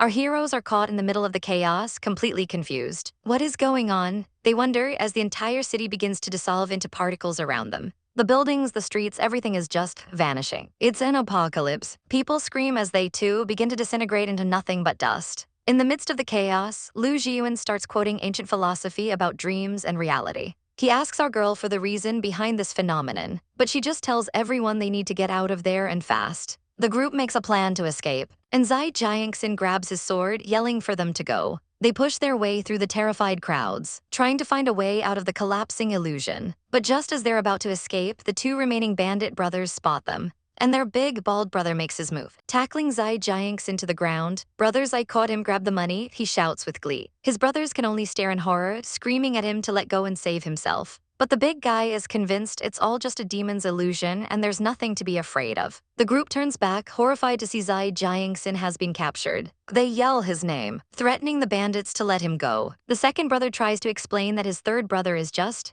not all there and has superhuman strength, so it's better to just leave. The big guy tightens his grip, telling Zai Jiangxin he won't let him run away again. Our girl steps forward, offering her money pouch to save him. The bandit scoffs that it's not enough to pay for his stolen food, but he happily snatches the pouch anyway. Zai Jiangxin tells them to run, insisting he can handle this himself. But our girl's companion has other plans, drawing his sword to finish the bandit off. He raises the blade high, ready to strike a fail blow. Our girl looks on in horror. But just as the sword comes down, she lunges forward, catching the blade with her bare hands. Blood drips to the ground. The big bandit is confused, but tells her it's useless since his brother gave him armor. He has no idea she just saved his life. Our girl grits her teeth, declaring she won't bargain with a bandit. But Lu Jiuan looks on grimly. "It's too late," he says. The big bandit holding Zai Jiangxin begins to dissolve into dust. Realizing they're out of time, Zai Jiangxin screams for them to take Ling and go. His friends refuse to leave him behind, but he slams his hand on a paper talisman on the ground, activating a powerful spell to force them away. "Go," he yells. Lu Jiuan, take her away. But our girl fights against the pull of the spell. She's desperately trying to finish a drawing, but her tears smudge the ink. She breaks down, sobbing that she can't remember how to draw his eyebrows. How could I forget, she cries, her heart shattering. Her companion grabs her, telling her she'll be harmed if she stays. He pulls her into the light, away from the man she's trying to save. She reaches for him one last time, her eyes filled with despair. As she vanishes, Zai Jiangxin, still on the ground, looks up and gives her one last, heartbreaking smile. Just as they arrive back at the temple, they see one of the servants making a run for it with a bag of loot. But her brother, Lord Liu, is having none of it and grabs the thief before he can escape. The sniveling servant explains that the general was sent away by the emperor due to all the strange disappearances. Liu realizes this means Cheng Yi is safe, since he was sent north, far away from where the chaos started. He then turns his fury on the servant, yelling at him for having the audacity to loot the place while his master is gone. The coward begs for forgiveness, saying he was just afraid of disappearing with nothing. Lord Liu, absolutely disgusted, just tells him to get lost. He watches the man flee before turning his attention to his sister, who is sitting miserably on the steps. He gently asks if she's thirsty. She looks up at her brother, her eyes filled with tears, and asks if he saw that Zai Jiangxin also disappeared. Our poor girl is completely devastated, blaming herself for everything. She believes if she hadn't left him, he'd still be here. Her brother can only look on, his expression unreadable. She clenches her fist, lamenting that she shouldn't have left. The guilt is eating her alive. Suddenly, she stands up, declaring that this world is her creation and she should have stayed with him no matter what. The regret is just pouring out of her, but her brother cuts in, telling her that even if she'd tried to stay, he would have never let her go. He grabs her hand, insisting there's no point in torturing herself with what-ifs. As she looks down, defeated, she whispers that she just remembered she couldn't draw his eyes right and feels so stupid for it. The weight of it all makes her collapse onto the steps in despair. Her brother looks down at her, his heart aching for her pain. He tries to comfort her, reminding her that they aren't gods. Just then, a new voice cuts through the somber silence. A handsome man with long silver hair appears, warning them that this isn't a safe place to stop. Her brother asks their new companion, Xingzhai, if the legendary heart abbot might have a solution. He's not optimistic, admitting the abbot is nearly impossible to find. But Xingzhai offers a shocking alternative. What if they leave this world entirely to find the answer? His words spark a memory for our girl, recalling a cryptic phrase from Zai Jiangxin. Cause and effect is the reason for the beginning of all dharma, she remembers. Her eyes widen with a sudden, brilliant idea. She whips out her magic brush and begins to paint on the air itself, chanting a powerful incantation while the boys watch in total shock. A shimmering blue portal materializes before them. Xingzhai seems to understand, simply saying, "You're right." He smiles, revealing that his journey with them ends here. He tells them he's heading north to find his family and was lucky to have met them. With a promise to meet again one day, he vanishes. But as they stand before the portal, a shadowy figure watches them from a distance, a sinister smile on his face. Suddenly, a glowing book appears back in our girl's room. A powerful force yanks both her and her brother through the portal, sending them crashing back into the real world. They hit the floor with a loud thud. A maid bursts in, relieved to see the young lord and lady have returned. Still dazed, they pick themselves up off the floor. They spot the book lying open on the table, but when they look inside, every single page is completely blank. Before they can process this, hurried footsteps echo down the hall. It's their mother, and boy does she look furious. "Mother," her brother stammers nervously. She goes ballistic, screaming that she's been searching the entire capital for them for 6 hours. And then the chaotic chase begins, with her ready to smack some sense into her son. He begs her to stop for the sake of his dignity. She then turns on our girl, scolding her for hiding behind her brother like a coward. Mom is on a total warpath. Our heroine can't help but let out a little laugh at the familiar scene. But then it hits her, only 6 hours have passed in the real world despite how long they were gone. Her mom gives her a light flick on the forehead, asking if she snuck out to play. She quickly apologizes, promising to behave. But her punishment is already decided. She must attend a royal banquet next month to learn some etiquette. Our girl groans internally, thinking about the exhausting drama of the imperial harem. Her mother notices her hesitation, a soft, knowing look on her face. Our girl quickly agrees to go, not wanting to make her mother suspicious. As her mother leaves, she tells her to get some rest. But she pauses at the door, telling her daughter that she knows she's growing up and has worries she keeps to herself. She sweetly tells her that if she needs to cry, she doesn't have to do it alone. Our girl is deeply touched by her mother's kindness. Later that night, she looks in the mirror and realizes her eyes are still swollen from crying in the book world. "No wonder mother thought I was being bullied," she thinks to herself. As she stares at her reflection, she senses another presence and tells them to come out. A mysterious man in a veiled hat materializes behind her, asking if she's been well. She gasps, recognizing him instantly. With her hand on her magic brush, she cautiously asks what he wants. He leans in close, a smirk playing on his lips. Why don't we make a deal, he whispers, and the tension in the room becomes so thick you could cut it with a knife. Our girl is reeling. A deal? What could this shady character possibly want? He claims the fictional world she created has vanished against her wishes, but he can help her. Yeah, right, for a price, I'm sure. She calls him out. You are like a devil flittering about. Why should I trust you?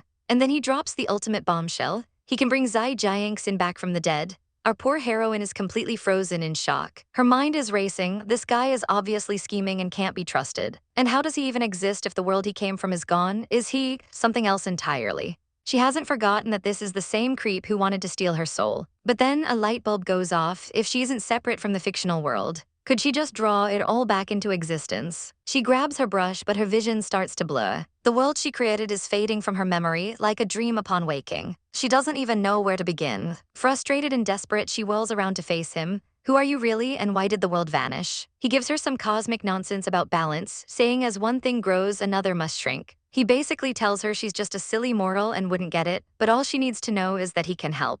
Our girl knows he's being purposefully vague, so she cuts to the chase. This doesn't seem fair. What do you want me to do? He leans in close, his voice a low whisper. And his request is so chaotic she can't believe her ears. Don't you know the Emperor has zero tolerance? I'll be beheaded if I'm discovered.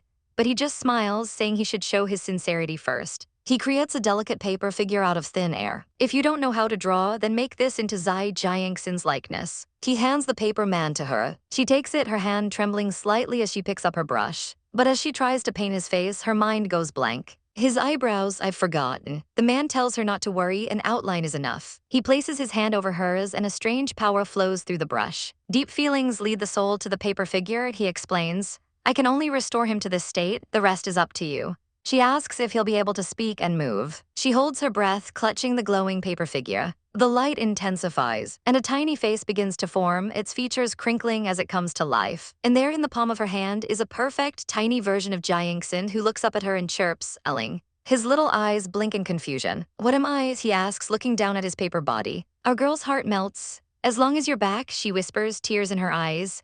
But the devil is here to collect his due, reminding her not to forget their deal. Wait, she calls out as he turns to leave. She asks the million-dollar question. If you're powerful enough to do this, why do you need my help? It's a solid point, and she waits for a real answer. But all she gets is a cryptic, you'll understand one day. And just like that, the shady figure vanishes into the night. She asks her tiny companion what the deal was about, and he tells her the man wants him to steal women from the imperial harem. Tiny Jiangxin is just as confused as she is. Steal women. Our girl realizes he means she has to draw the concubines out of the palace, which is basically kidnapping by art.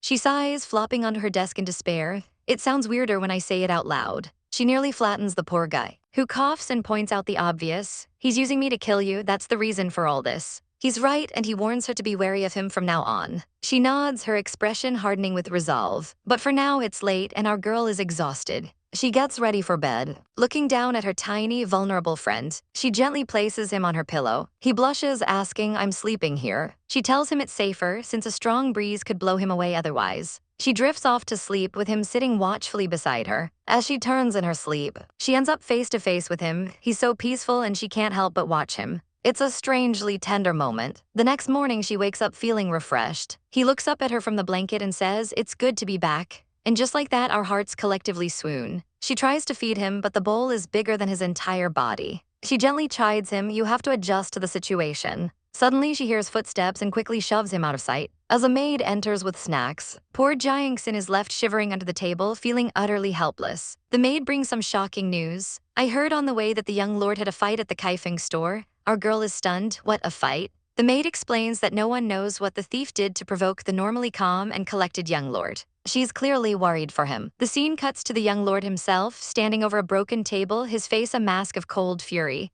This is completely out of character for him. A commotion breaks out at the Jufeng pavilion. A man is on his knees, begging for mercy. Sir, I know I was wrong. I already returned it, just let me go. A bystander tries to calm the situation, but the man in purple is absolutely fuming. He shoves a broken jade pendant in the thief's face, his voice trembling with rage. You didn't just steal it, you broke it. The thief whimpers that he'll compensate him, but just then a familiar voice cuts through the tension. Brother. It's our girl Elling telling him to let the authorities handle it. But instead of calming down, her brother turns to her with a strange, sly look. He asks if she's thought about returning to the fictional world, and if those people have disappeared yet. Elling freezes, her mind racing. He dangles the broken pendant in front of her. Now what will you do? he asks before turning on his heel and walking away, leaving her completely stunned. Our girl stares at the shattered jade. Wait a second, was this jade pendant Chengyi's? As they walk through the crowded market, she tries to get his attention. But her brother is in full-on troll mode.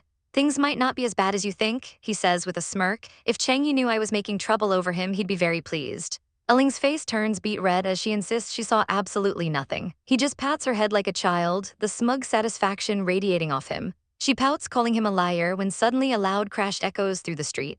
A horse rears up in panic, sending the crowd scattering. Apparently, there's a new scam in the capital where people fake injuries to extort money. And right on cue, an old woman throws herself in front of a fancy carriage, her eyes snapping open with perfect timing. The driver is completely flustered, and the guards shout for her to be removed. But a calm voice orders them to hold on.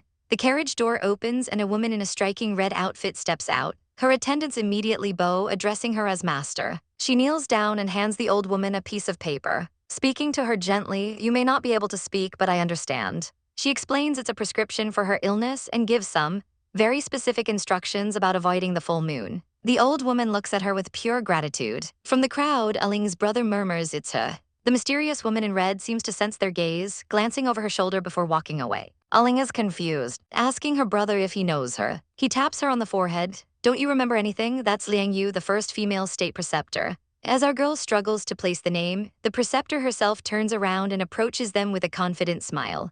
Her brother greets her formally, but Liang Yu's attention is all on our girl, calling her a hero among women. Her brother's face sours immediately. He cuts right to the chase, questioning her medicine for the old woman's cold. Liang Yu's smile doesn't falter. "Your eyesight is sharp," she says coolly. "It wasn't a treatment for the cold, but against evil." She claims the capital is filled with an unclean presence that only she can see, and flatters him by saying his righteous aura protects him from such things. She launches into a lecture about souls and ghosts, but the brother isn't buying a word of her spiritual mumbo-jumbo.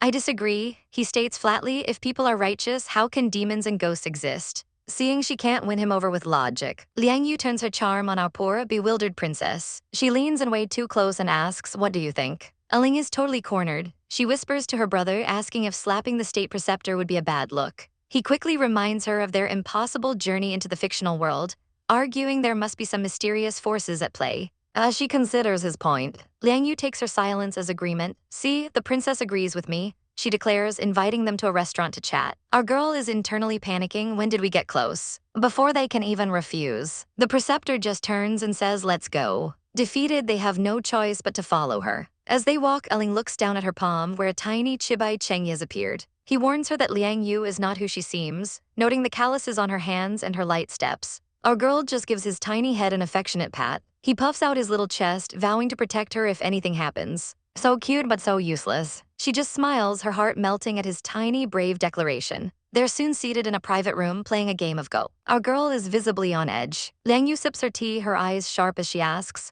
"Your Highness, have you encountered any strange and mysterious people lately?"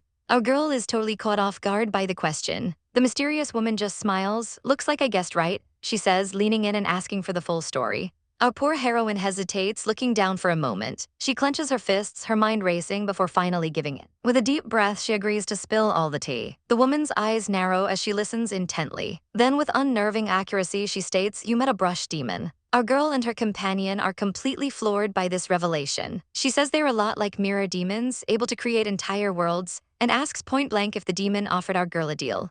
She holds our girl's gaze, already knowing the answer. "How did you know?" our girl whispers, totally freaked out. The woman explains that the demon is obsessed with illusions and will do anything to achieve its goals, asking if our girl is really willing to let a monster take control. But our girl gives her a surprisingly defiant look, saying she doesn't see it as a bad thing. In fact, she declares that she refuses to part from the world her paper man is from. The woman presses harder, questioning if a world run by spirits would actually be any better than the one she's in now. Our girl stammers, unable to find an answer. But before she can say anything, a tiny, furious Zai Jiangxin pops right onto the table, leaving everyone stunned. The woman just raises an eyebrow, completely unfazed. "So this guy exists," she says coolly. Tiny Jiangxin is absolutely livid at being called this guy. The woman, now identified as Liang Yu, ignores his tiny rage and asks what deal the demon made. Our girl admits it wants her to get consort Yao out of the palace. Liang Yu gets a wicked little glint in her eye, gossiping about how beautiful consort Yao is and how smitten the emperor is with her. She even cheekily suggests the demon might have other ideas for the consort. The male companion is not having it and slams the table in protest. Liang Yu waves him off and offers a plan, saying they need to find the legendary Shanghai Sheji map to control the brush spirit. She explains it's a sacred object left by a monk that has the power to control demons, which would stop the fictional world from collapsing. There's no need to rush though, she says calmly. For now, our girl should just play along with the demon's deal while they figure out its true motives, adding that she has a plan to lure consort Yao out. She then tenderly touches our girl's face, a strangely intimate gesture. But our girl isn't fooled, thinking this is all going way too smoothly. She demands to know why Liang Yu is helping her, and Liang Yu just smirks, admitting she has her own agenda and will call in a favor later. And with that, she makes her dramatic exit. Later that night, Tiny Jiangxin warns our girl not to trust Liang Yu. Our girl yawns, agreeing that anyone who could see through her that easily is dangerous. They definitely can't afford to underestimate her. Changing the subject, she shows him a tiny bed she made just for him, and he hops on, declaring it super comfy. Our girl practically melts from the cuteness overload. She then gets a little flirty, asking if she should help him take his shoes and clothes off. He immediately gets flustered and insists he's fine sleeping in his clothes. Our girl feels a pang of guilt, knowing he'd probably developed that habit because of the harsh life she wrote for him, but she puts her foot down about one thing: the shoes have to come off. Blushing furiously, he kicks off his tiny shoes and dives under the covers, burrowing himself into the blankets like a shy little hamster. As they lay in their separate beds, a comfortable silence settles between them. He breaks it first, asking if she can't sleep. She admits she's worried about Liang Yu's story and whether the map is even real. He tries to comfort her, saying they still have options even if Liang Yu is lying. Our girl then confesses that when he disappeared before, she was terrified she'd never see him again. He pauses for a moment, then says that if he disappeared, all her hard work creating him would have been for nothing. She shakes her head, saying she used to think that way, but not anymore. A quiet moment passes between them, and she can tell he's thinking hard about what she said. She clarifies, "I was wrong to think that way. I understand now that you're a real person, not just a 2D being. We had a friendship." But inside his tiny blanket, his brain is short-circuiting. She doesn't see him as a son anymore, but as a member of the opposite gender. The realization hits him like a bolt of lightning and he swoons. He's so flustered he literally zaps himself while our girl, completely oblivious, drifts off to sleep. He just lies there staring at her, his heart doing the cha-cha. The next morning, they're on the move again, riding in a fancy carriage. He's sitting in her palm as she tells him they're going to see the famous consort Yao, admitting she's curious about the so-called most beautiful woman. Jiangxin scoffs, saying most of those rumors are just stories. Then with a blush, he drops an absolute bombshell: "That girl isn't prettier than you." Our girl is stunned into silence. He just looks away, embarrassed by his own boldness. She recovers and teases him for being such a smooth talker. She playfully pinches his cheek, telling him to keep the compliments coming. Their carriage soon arrives at a breathtakingly beautiful palace, the residence of consort Yao. They spot the consort herself standing by a pond with her lady-in-waiting. The consort smiles serenely, looking down into the water, and murmurs that the fish are ready to take the bait. Just then, our girl arrives, loudly complimenting the scenery. She and her own attendant step onto the bridge, and she wonders aloud if this is where the noble person lives. The ladies of the court spot our girl, Princess Hueyang, approaching. The ever-so-graceful consort Yao greets her, acting all humble about some praise she recently received. She sweetly invites our princess to have a seat out of the hot sun. Once they are settled inside the pavilion, our girl immediately notices the bandage on the consort's hand and asks if she's hurt.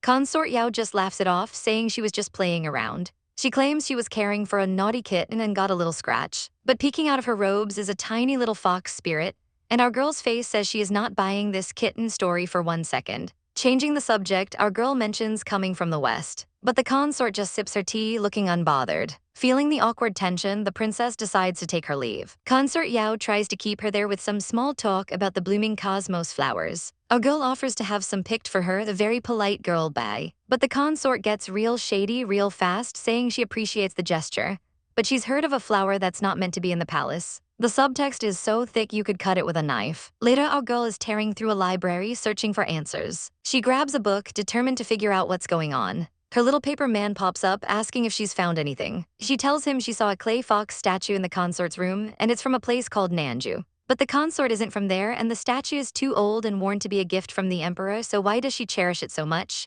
She racks her brain, trying to place why the consort seems so familiar. And then she finds it. The craft is definitely from Nanju, which makes no sense.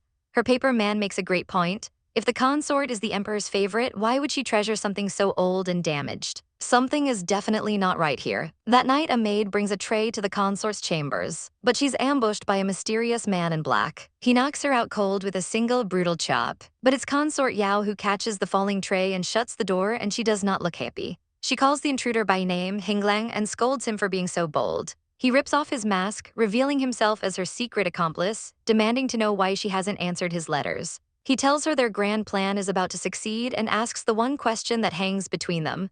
Are you regretting it? She quickly denies it, but her voice trembles as she asks if their plan is too cruel, if they can ever live without resentment. She's clearly having second thoughts. He's furious, cruel, he scoffs, reminding her of the people who broke her leg and destroyed his entire family. She can't even respond. He pulls her into a tight embrace, softening his tone but not his words, telling her their hands are stained with blood because they were forced to be. If you don't kill that person, he whispers, how will you escape the palace? With tears in her eyes, she finally gives it. Okay, I'll do it, she says, her voice barely a whisper. Satisfied, he tells her to rest well and that he'll be going. He promises that in just a few days, they can finally leave this gilded cage behind them. And with that, he leaps into the night. Parkering across the rooftops like a seasoned assassin, he lands silently in his own quarters and immediately sits down to write a message. He ties the note to a pigeon, but wait. The message says, Consort Yao is under our control, everything is going as planned.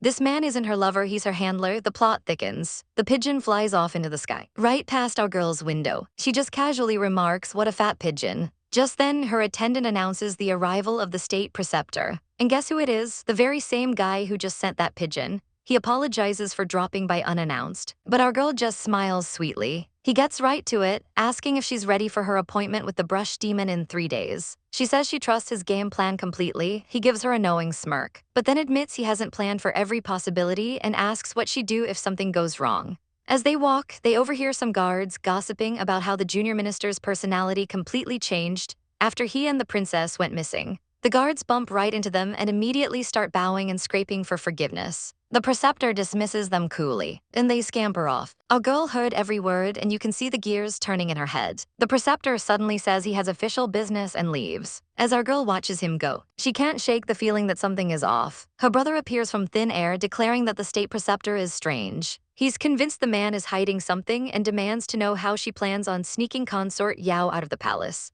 Our girl just smiles cryptically. The flowers are blooming, she says, so I would invite her to my residence to enjoy the chrysanthemums. Meanwhile, consort Yao has requested an audience with the emperor himself. He allows her in, and she walks toward him, asking if he received her petition. The emperor wastes no time, pulling the consort directly onto his lap. He leans in close, a dangerous glint in his eye, and asks a question that stops her heart cold. Do you want to be my consort or the state preceptor's? Our girl lays down the law, reminding the emperor that he's the one who begged her to be his imperial preceptor. He tries to get all lovey-dovey, calling her my beloved, but she's not having it. He leans in close, whispering that all he really wants is to be her consort, but she looks completely unbothered. She stands up, smoothly changing the subject. Our girl mentions she's been invited to a flower viewing by Princess Hueyang, and the emperor immediately perks up, suspicious. She casually mentions that the princess is a bit of an oddball and they don't really get along.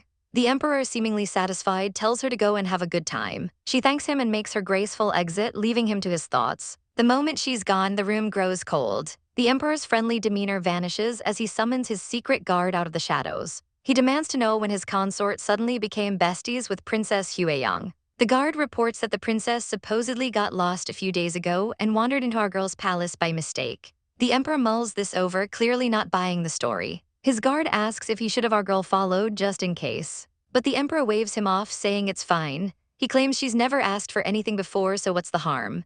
Looking off into the distance, he declares that no one is to watch her. My consort has a pure mind, he says, and admires me deeply.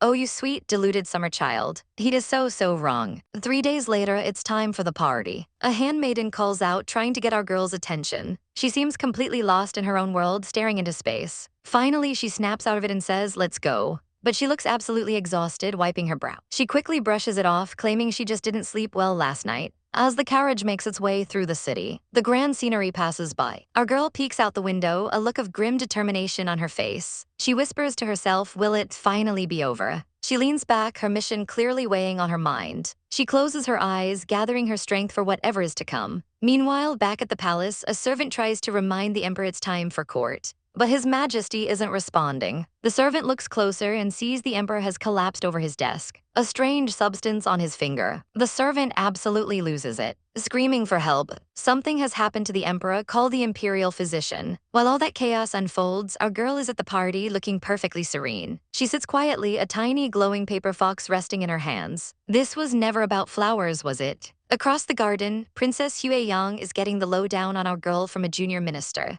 He had her investigated, confirming she's from the West. He recounts her tragic but impressive backstory, an orphan who clawed her way up to become the imperial preceptor, catching the emperor's eye with her beauty and brains. The princess connects the dots, guessing she and another consort, Liang Yu, must be close. The minister smirks, confirming that was the whole point of this little party, to lure our girl out. And just like that, our heroine approaches, looking like an innocent flower herself. The princess immediately notices something strange about her hand. Our girl just smiles, a chillingly calm expression on her face. "You have a keen eye," she says, "but unfortunately your story has too many mistakes. Why don't you listen to my version?" She begins a tale of a wounded little fox and an abandoned girl feared by all. They found each other, and for a moment it seemed like a fairy tale. But then a powerful noble came, seeking a cure for his illness, and the girl was used as a sacrifice, her leg brutally cut off. This, she says, is when she found the opportunity to quench her hatred. The princess demands to know who she wants revenge on. Our girl coldly informs her that while the princess is innocent, she's merely a pawn in this game and will be imprisoned. Suddenly, a tiny paper man leaps to the princess's defense as the minister realizes the horrifying truth. The noble who needed medical treatment in the West was the emperor. Our girl simply says sorry, as her human disguise begins to melt away. The minister screams, "You monster!" as a new group arrives on the scene, an old Taoist master and his disciples yelling for her to stop. The jig is up, our girl fully transforms, revealing her fox ears and a savage grin. She mocks the old man, saying she's not afraid now that she's outside the palace's protective energy. The princess watches in horror as the fox demon lunges, ready to kill. The master shouts for his two disciples to engage, and they leap into action, launching a coordinated attack. But she's too fast, dodging their spells like it's a game. She effortlessly evades their attack. A measly trick, she scoffs, clearly unimpressed. In a burst of magic and petals, she completely vanishes, leaving the disciples stunned and confused. They look around, but she's gone, vanished into thin air. The master warns them to stay alert. Too late, she reappears behind one of them, striking him down in a flash. She holds the disciple hostage, a wicked glint in her eyes. The master analyzes her movements, noticing her injured leg and arms are her weak points. But before they can act, a new challenger enters the arena. It's a man named Hinglang, and the master recognizes him as another monster, one who serves Prince Duan. Things just went from bad to apocalyptic. The fox demon's eyes burn with rage as she snarls, "I'll kill you." Our poor girl looks at the man she loves, her heart shattering as she asks if this was all part of his plan. Yan Heng has the audacity to act confused, repeating the word plan, like he has no idea what she's talking about. He then launches into a tirade, accusing her of being the villain who refuses to repent. Suddenly, one of his cronies rushes forward with a wooden sword, screaming for the monster to die. He strikes her leg without a moment's hesitation. Our girl cries out in agony, collapsing to the ground in a heap. She looks up at Yan Heng, the man who was supposed to protect her, her eyes filled with pure betrayal.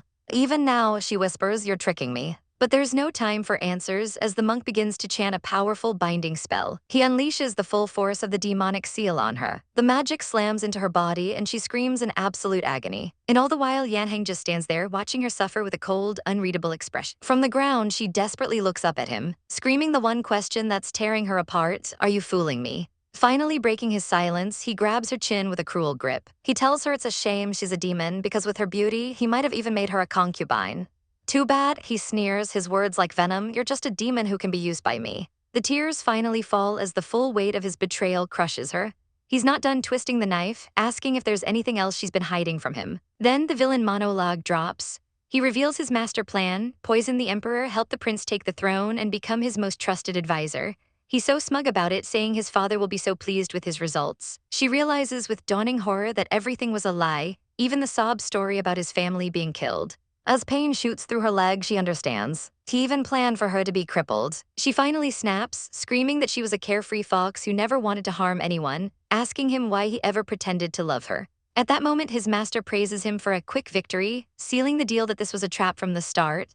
Fueled by rage and a broken heart, she lunges forward, claws extended. She slashes him across the chest, screaming, "I hate you." As his face registers pure shock, his master yells for him to watch out, but it's too late. Yan Heng's eyes widen as the attack connects. Blood explodes from the wound across his chest. She stares at the blood on her hands, her rage spent. He stumbles back, clutching his chest in disbelief. "You tricked me, deceived me, and humiliated me," she seethes, her voice trembling with hatred. With one final, devastating look, she declares, "Even death isn't enough," as he collapses to the ground. The master quickly shoos his other disciples away, ignoring their pleas to set up a proper array to contain the powerful fox demon. He begins his own ritual, declaring that he must capture her for disturbing the peace. As the light engulfs her, her last thoughts are of the emperor she tried to protect. The master leads her away, while in a heartbreaking flashback, we see the emperor's regret. He knows he fell for lies and misunderstood her, wishing he could go back and save her. But it's too late. Our girl is now a prisoner, broken and defeated. Suddenly, the sound of funeral bells echoes through the palace. A servant runs in with the tragic news. The emperor has passed away. The emperor's beloved concubine, Miss Liu, collapses in grief. Our girl turns to the crying woman, and with newfound clarity, she asks if this was all about the legendary artifact, the Shanghai Shejitu. Miss Liu flinches, unable to meet her gaze. She holds out a glowing piece of the artifact, explaining that it's a spiritual object that can reconstruct the world, which is why everyone was after it. Our girl is confused why she's being given this precious item now. With tears in her eyes, our poor heroine makes one final request. "Take my remains," she begs as Miss Liu gasps in shock, "and bury them somewhere near the imperial mausoleum." And with that, she crushes her own demonic core, ending her own life. Even the old master seems to feel a pang of regret, watching as her body falls lifelessly among the flowers. Years pass, the emperor is dead, and a simple blank gravestone is placed in the mausoleum, which eventually becomes overgrown with beautiful flowers and butterflies, a peaceful final resting place. We then cut to a completely different scene. Our new protagonist reflects on how stories always say love between humans and demons is doomed to fail. She sits at her desk, pondering how the seemingly cruel Yan Heng was once so affectionate. A tiny voice breaks her concentration.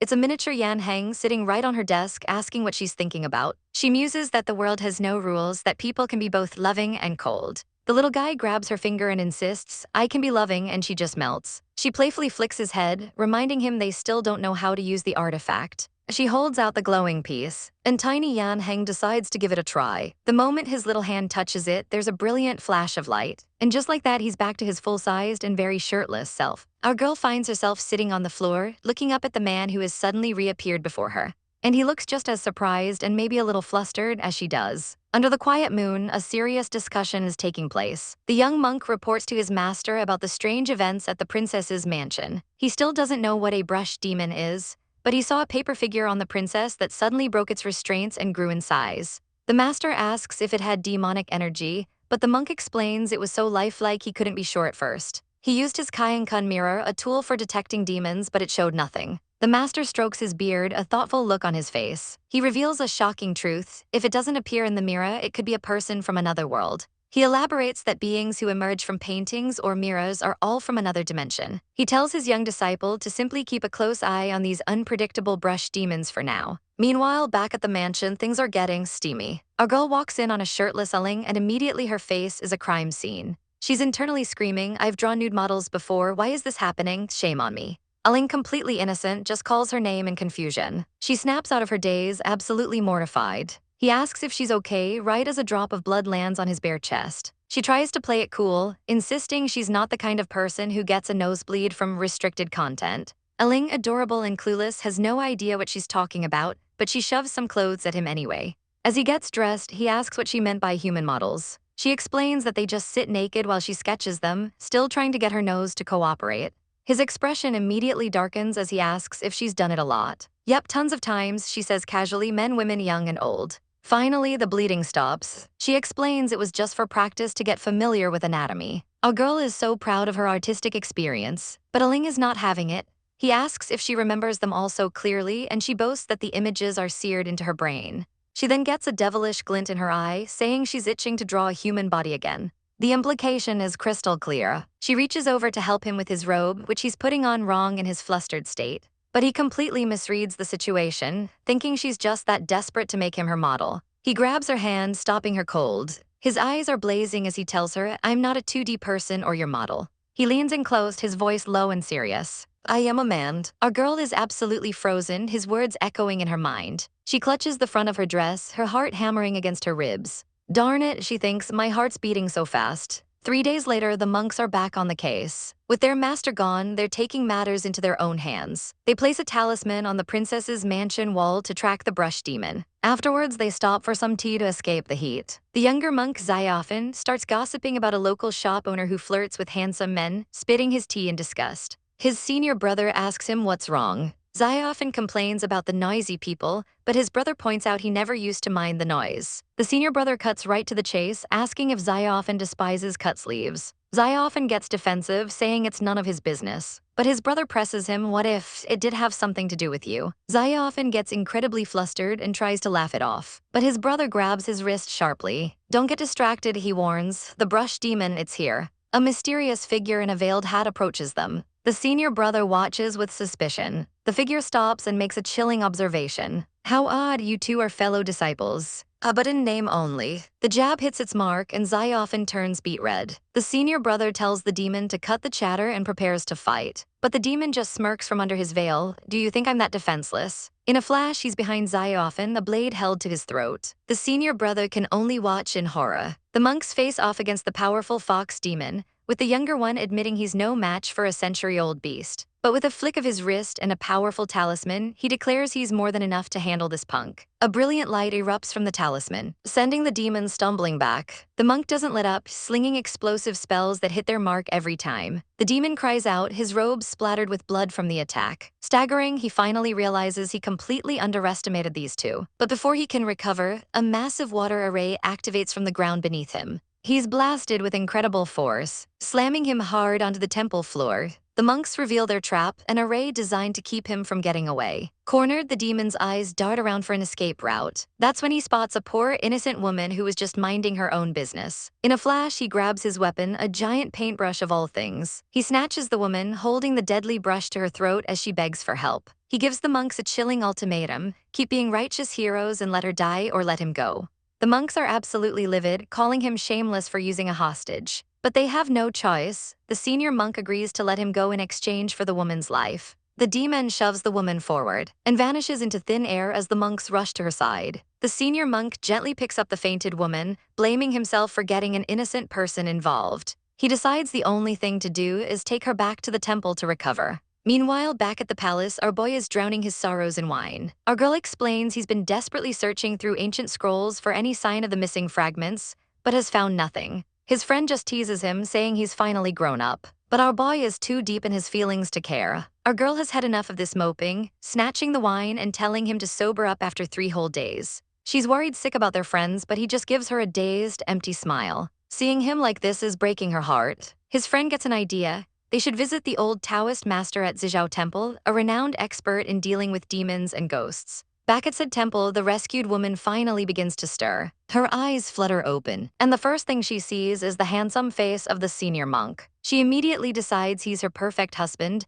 and cooks up a chaotic plan to pretend she's still unconscious so he'll take care of her forever. But her scheming is cut short when he asks if she's awake, and she's totally busted. She quickly switches gears, playing the part of a confused and helpless damsel. She clutches her head, putting on the performance of a lifetime. The kind monk explains that they accidentally hurt her and brought her here to heal. She fakes a cough, claiming she needs more rest before slyly introducing herself as Chen Nianian and asking for their names. This girl is working all the angles. The younger monk introduces himself as Hua Fan and his senior brother as Hua Chen. Hua Fan, seeing right through her, quickly ushers his brother out to recite his sutras. The moment he's gone, Hua Fan drops the act. Miss, stop with your act. She plays dumb, calling him bald brother, which only annoys him more. He gets flustered, but she just smiles and calls him bold brother again. What a savage. He tells her to knock it off. He knows she's not really dizzy. He warns her that his senior brother is a devout monk and won't be swayed by her tricks. But Nyanian just scoffs. She declares that any man she sets her sights on will never escape her grasp.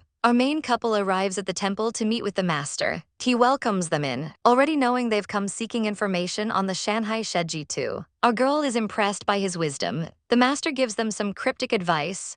To find the other pieces, they must unite their mind and body with the fragment they already possess. Our girl places a hand over his heart to help him focus. He closes his eyes, trying to feel its power. But after a moment, he sighs, claiming he can't sense anything. The master simply tells him he's fighting destiny and dismisses them. Confused by the vague riddles, they're shown out. As they leave, our girl complains about old masters being so cryptic. But then our boy drops a bombshell. He was lying. He reveals he did feel the next fragment, and its presence is strong right here at this temple. This means a demon is nearby and the master knew all along.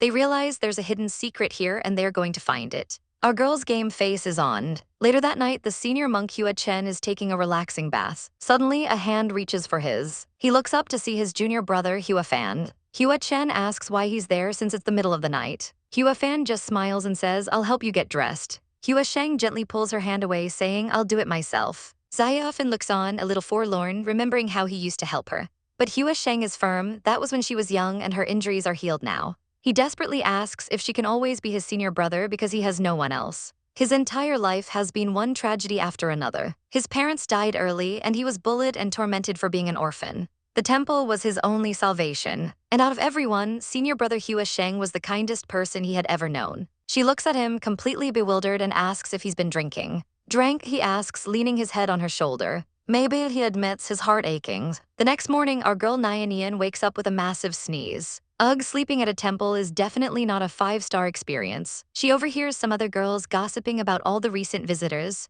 who are apparently all there for senior brother Hua Sheng. Apparently, some woman who brings destruction has a massive crush on her. And speak of the devil, a finely dressed young lady arrives with gifts, and Nyanian puts two and two together.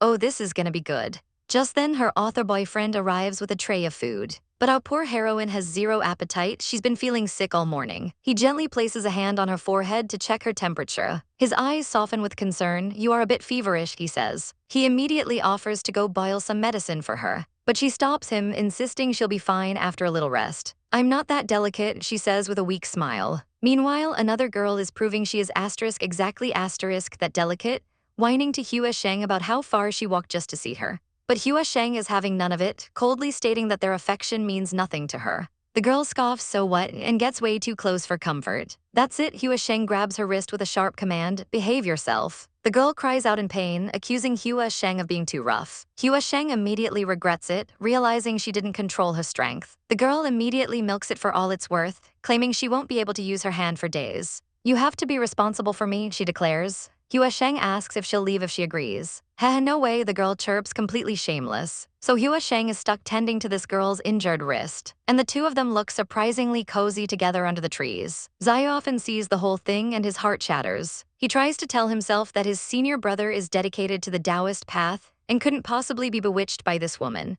But a dark thought creeps in, even a dedicated monk is still human. Suddenly, a mysterious voice whispers in his ear. The voice taunts him, telling him not to rely on his senior brother. "She will leave you one day," it hisses. It warns that today it's Chen Nyanian, but tomorrow it will be someone else. The voice calls him a flatterer and a liar, revealing itself to be a demon. It continues its psychological attack, showing him a vision of the future. It shows Hua Sheng abandoning the temple life to become Chen Nyanian's husband. A future where Zayaofen is left completely alone, a stranger to the person he cares for most. He'd be turned away, forgotten, and abandoned. But Zai often clenches his fists, refusing to be swayed. "You're trying to mislead me," he yells, whipping out a talisman. "I know my senior brother better than you do." He vows to find the demon's true body and destroy it. Just then, Hua Sheng appears, looking completely unfazed. She asks him what he's doing. Zai often quickly hides the evidence and stammers that he was just practicing his talismans. Elsewhere, our girl is complaining to the author.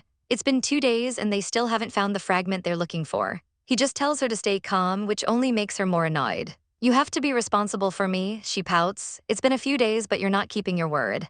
Speaking of unreasonable people, Miss Chen is back to harassing Hua Sheng. Hua Sheng tells her the injury is healed and she needs to leave. The girl immediately starts the waterworks, but Hua Sheng cuts her off, warning her there's a dog demon in the forest. But that just makes Miss Chen want to come along. Hua Sheng has had enough and pulls out a wooden sword.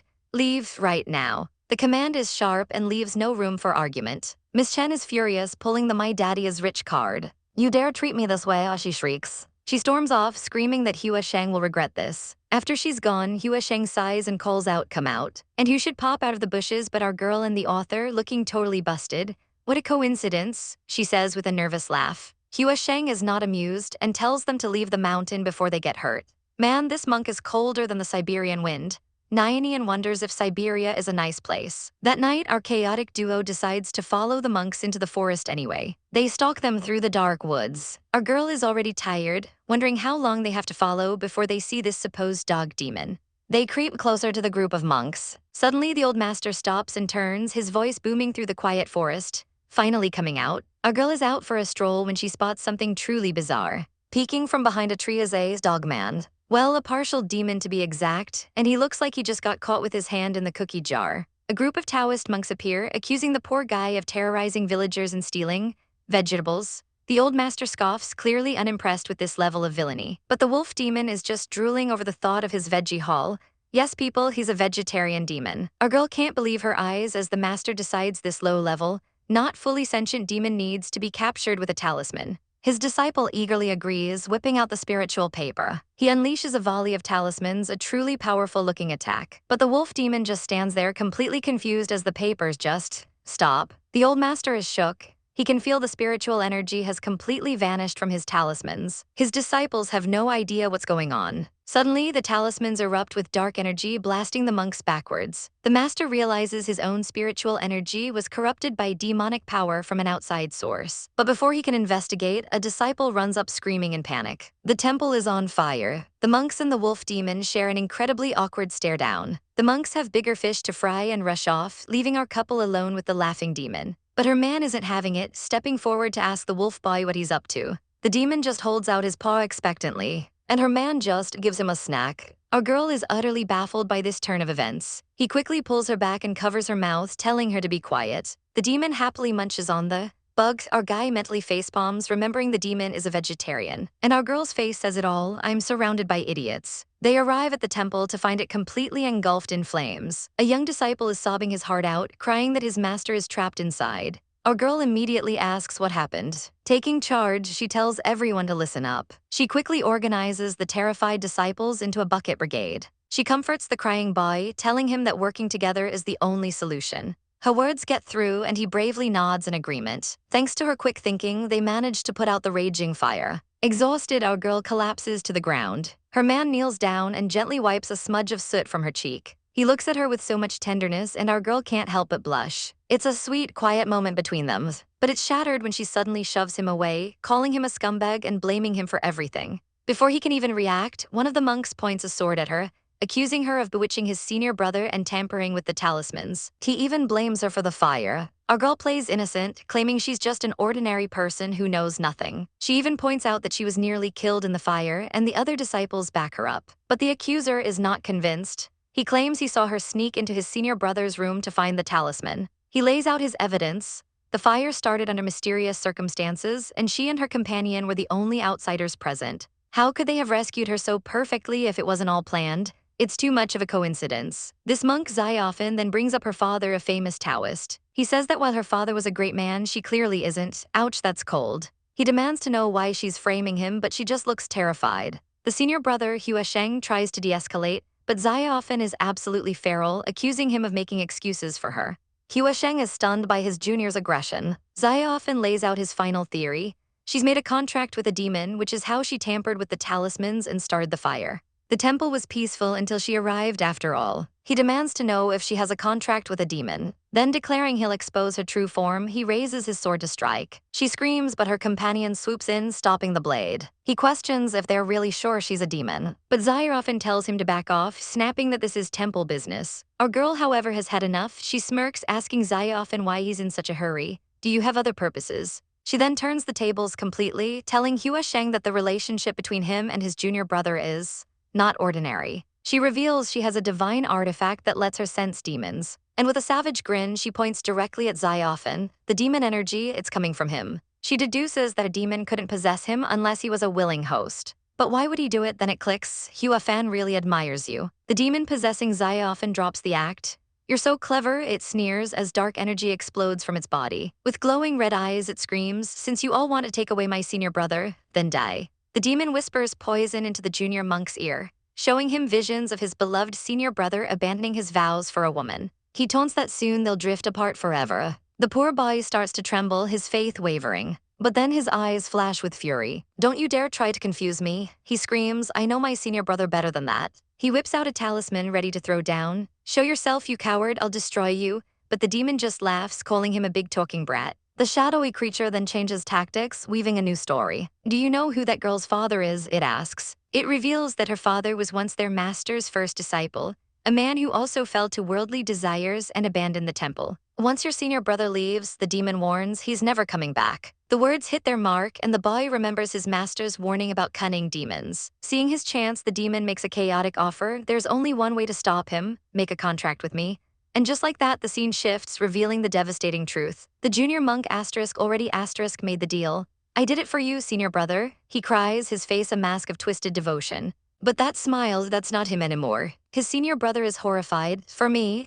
If you really did this for me, then break the contract right now. But the boy just hesitates, a pained look on his face. It's too late, the demon's voice cackles in his mind. It's no use, he's completely under my control now. The possessed monk starts dancing around, absolutely unhinged. He gives an ultimatum: let him kill our girl and burn the temple, or his senior brother will die too. But the senior brother draws his sword, refusing to back down. The demon just laughs, just like that old man. Too bad he already removed all my restrictions. With a flick of its power, the demon sends the senior brother flying, crashing into the ground with bone-shattering force. And who should arrive just in time to witness the chaos? Our main couple, of course. The poor monk is pinned to the ground, helpless. The demon decides it's time for a villain monologue, revealing his tragic backstory about a woman named Muya, the love of his life. He claims our girl's father, Chen Nuo, seduced Muya away from him. He begged their master for help but was ignored. Instead, the master protected the happy couple while the demon watched his love die in childbirth. Why wasn't it you who died? He screams, and our girl finally understands everything. But our girl isn't one to be intimidated. She steps forward, her voice steady. My mother pitied you, she says. She knew you were shunned for being a demon. She tells him of her mother's difficult life, suffering from illness and depression. If you kill me, she declares, my mother will never forgive you. The demon is absolutely stunned, impossible. He completely loses it, screaming that Muya only ever loved him. As the demon rages, the injured senior brother yells for our heroes to run. He tries to hold the possessed monk back, but the demon is too strong. He grabs the senior brother with ease, but suddenly freezes. A talisman is slapped right onto his back. The cavalry has arrived. Our girl looks the demon dead in the eyes. Are you really in love with my mother? Or are you just obsessed, savage? The old master backs her up, calling the demon's love story nothing but wishful thinking. The demon erupts in furious laughter, insisting his love was real. Seeing he's a lost cause, the master orders his disciple, Huasheng, attack. Huasheng lunges forward, sword ready, aiming for a fatal blow. He screams die and thrusts his sword forward, but it passes right through an illusion of our girl. Everyone freezes in horror. Command Zai rushes to her side, grabbing her arm. The master realizes what's happening. It's the enchanting demon's illusion. Zai tries to pull her away from the phantom sword, but it's too late. They both begin to fade away, vanishing into thin air. The master reveals his grand and incredibly risky plan. The fragment they need is hidden in the demon's core, and this was all a calculated move to break the seal. But there's a catch. Our heroes are now trapped in the demon's illusion, a world built from their deepest desires.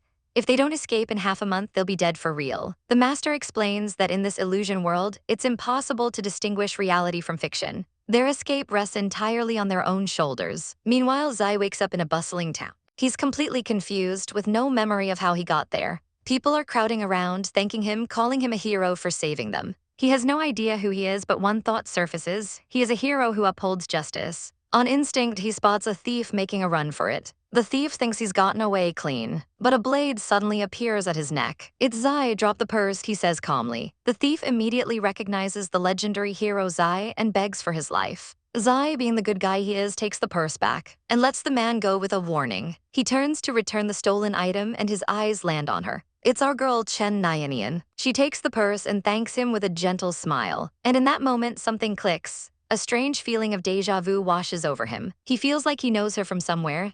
Our girl looks up at him, a flicker of surprise in her eyes. But their reunion is cut short as the thief he just spared comes charging back, a dagger in his hand, ready for revenge. Without a second thought, Zai throws himself in front of her, ready to take the blow. His eyes lock on our girl as a mysterious protector appears behind her. He draws his sword, getting right to the point. If I kill you, no one will be watching over this street anymore. But before he can finish his threat, an assassin lunges from the shadows, dagger aimed right for his back. With lightning-fast reflexes, he dodges and lands a brutal elbow right into the attacker's gut. The assassin crumples with a pained grunt. A crowd immediately swarms, yelling for hero Zai to catch the thief. The so-called assassin is now just a pathetic thief, crying on the ground for someone to let him go. Our hero Zai just lets out a long sigh, holding our girl protectively in his arms. She leans into him, admitting that the whole ordeal scared her. He clears his throat, a little flustered by the close contact, and assures her he's fine. A shop owner runs out, thanking him profusely for saving her painting shop. Our girl just watches him with a starstruck smile. He tells her not to worry next time, puffing out his chest and boasting that he's a martial arts practitioner. But in the middle of their moment, she suddenly panics, realizing she's late for something. She tells her assistant to watch the shop and bolts. He watches her dash off, a small smile playing on his lips as he thinks she runs like a rabbit. She skids into her classroom just in the nick of time, completely out of breath. Just as she's catching her breath, a familiar voice asks if he can sit next to her. It's Hero Zai. He claims to be a new student. He calls it a coincidence as he casually takes the seat beside her. A poor girl can barely function with a hero crush sitting right there. The lecture is a total snooze-fest, so she decides to get some drawing done instead. Inspiration strikes. She takes a peek at the handsome hero next to her and an idea starts to form. A mischievous glint appears in her eye. Oh, she's got it. With her muse right beside her, she gets to work. Finally, her masterpiece is finished. She holds it up triumphantly, revealing a rather spicy drawing of her and Zai in a romantic embrace. Girls, you are thirsty. But a sudden gust of wind rips the paper right out of her hands. She watches in horror as it flutters directly towards Zai. She makes a desperate grab for it, but it's too late. He catches the paper, a confused look on his face as our girl dies of mortification. He stares at the scandalous artwork. What are you doing? He asks, holding up the evidence of her daydreams.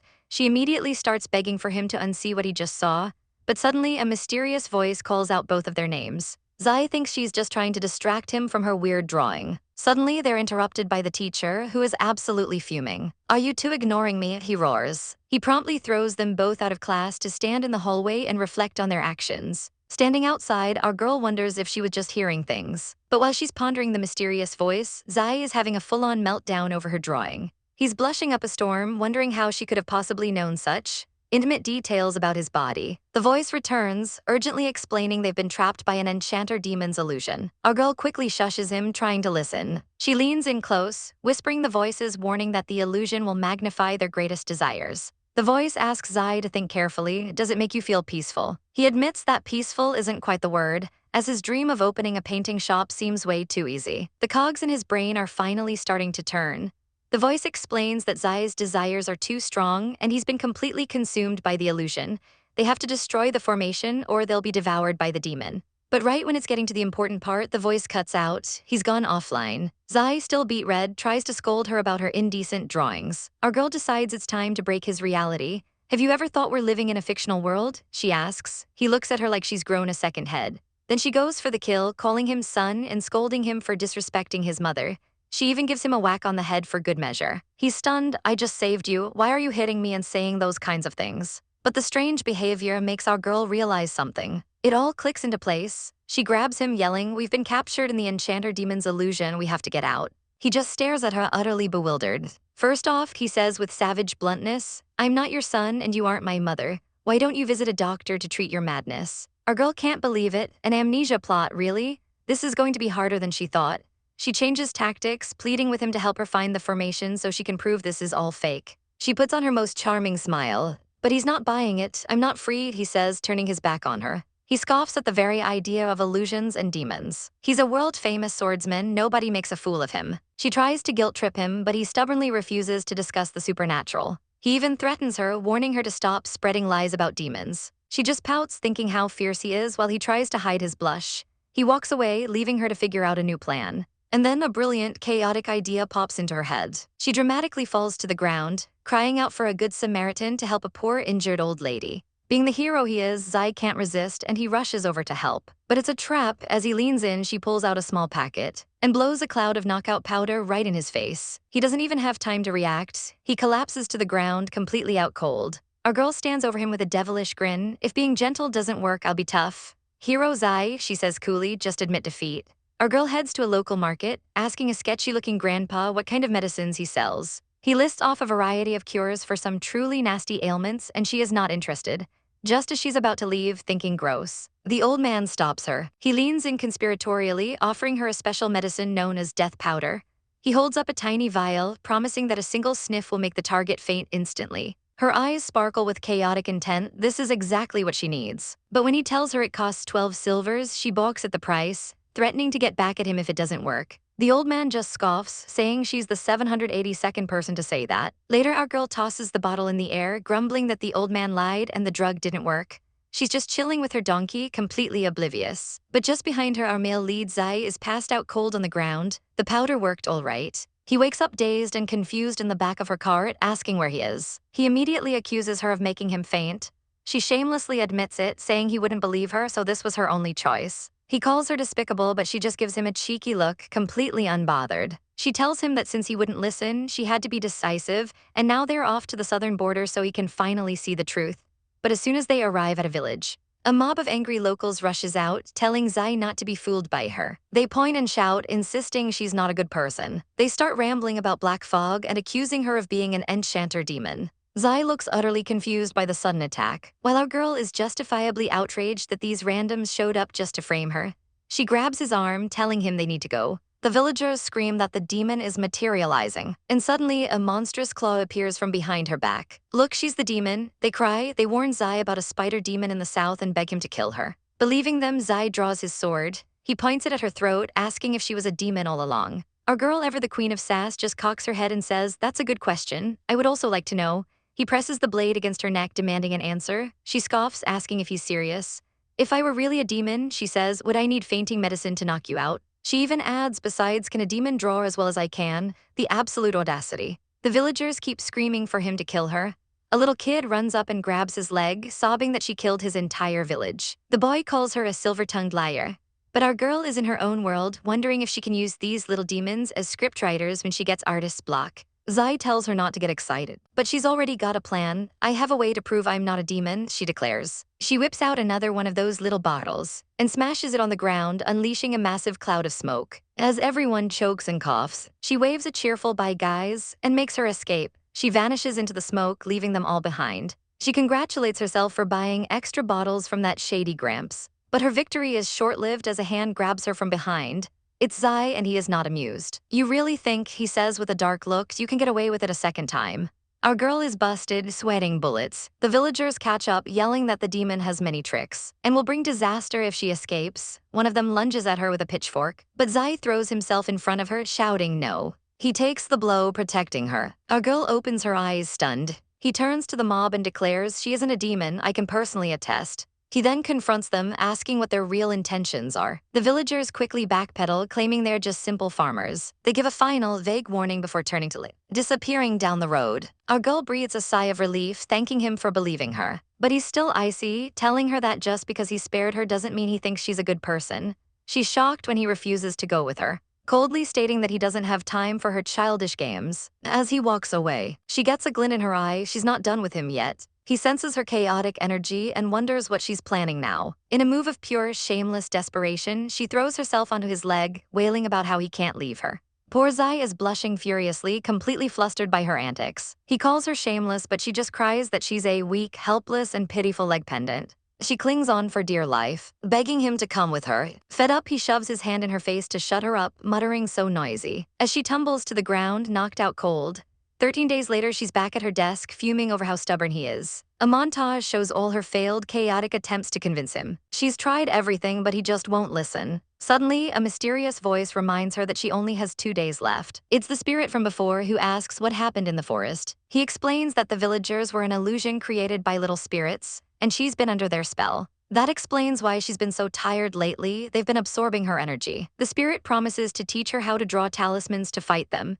Meanwhile, at Zai's residence, his servant notes that the persistent lady hasn't shown up today. Suddenly, Zai collapses, his body feeling incredibly weak. The servant's face twists into a terrifying, demonic grin as Zai lies helpless on the floor. The creature sneers, "Weak, then keep lying down and let me eat you." Zai is horrified. The demon taunts him for struggling. Zai manages to summon his sword, demanding to know who his attacker is. He glares at the imposter, who just licks its lips and cackles, "She really didn't tell you." In that moment, Zai understands. This is all fake, an illusion. Our poor boy is trapped in a waking nightmare, completely unable to tell what's real anymore. A ghoulish scholar has him by the throat, sneering that it doesn't matter if it's fake, because the souls of the deluded are just that much tastier. He weakly struggles, trying to gasp for air. But the creep just tightens his grip, mocking his pathetic attempts to escape. Just as his eyes are about to roll back, a talisman slaps right onto the ghoul's back. And who should appear but our girl, delivering a savage one-liner? "Hey you, greed comes with a price." The ghoul whirls around, completely shocked to see her. With a horrifying scream, the illusionary scholar dissolves into nothingness. Zai Jiangxin collapses to the ground, looking up at his savior in total disbelief. Our heroine just sighs, hands on her hips, like, "Are you done being a damsel in distress? Do you believe me now?"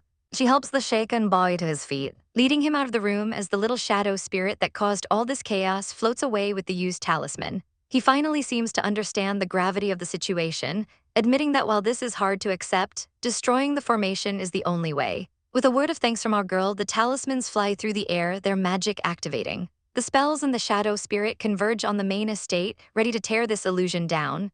He looks at the house where he thought his family lived and starts to ask about his parents, but he already knows the answer. Our girl delivers the cold, hard truth: they never existed here in the first place. The entire estate begins to dissolve into particles of light. Back in the real world, she offers him some tea so he can recover his strength. But her words hit him hard. He realizes that if his family was never real, he's been completely and utterly alone this whole time. Our girl immediately regrets her bluntness, thinking she just rubbed a mountain of salt in his already gaping wound. She tries to laugh it off and change the subject, but he's not having it. He grabs her, demanding to know the truths. Who am I? Our girl is hit with a tidal wave of guilt. She never imagined the character from her story would become a real person, and now she feels responsible for his suffering. He's not just ink on a page anymore. He has feelings, memories, and a soul of his own. He looks lost, confused by her inner turmoil. She admits she wrote him to be a loyal protector who would follow her anywhere and shield her from all harm. He listens, his heart pounding in his chest. Then she looks at him with the softest expression and says, "And to me, he is a very important, kind person." Her words hit him right in the feels, and a deep blush spreads across his face. For a moment, everything is just sparkles and unspoken feelings. Their quest continues into a forest teeming with spirits, but luckily they're armed with plenty of talismans. He suddenly spots a strange light glowing in the distance. They push through the dense foliage, and our girl's face lights up with victory. They've finally found it, the center of the entire magical formation.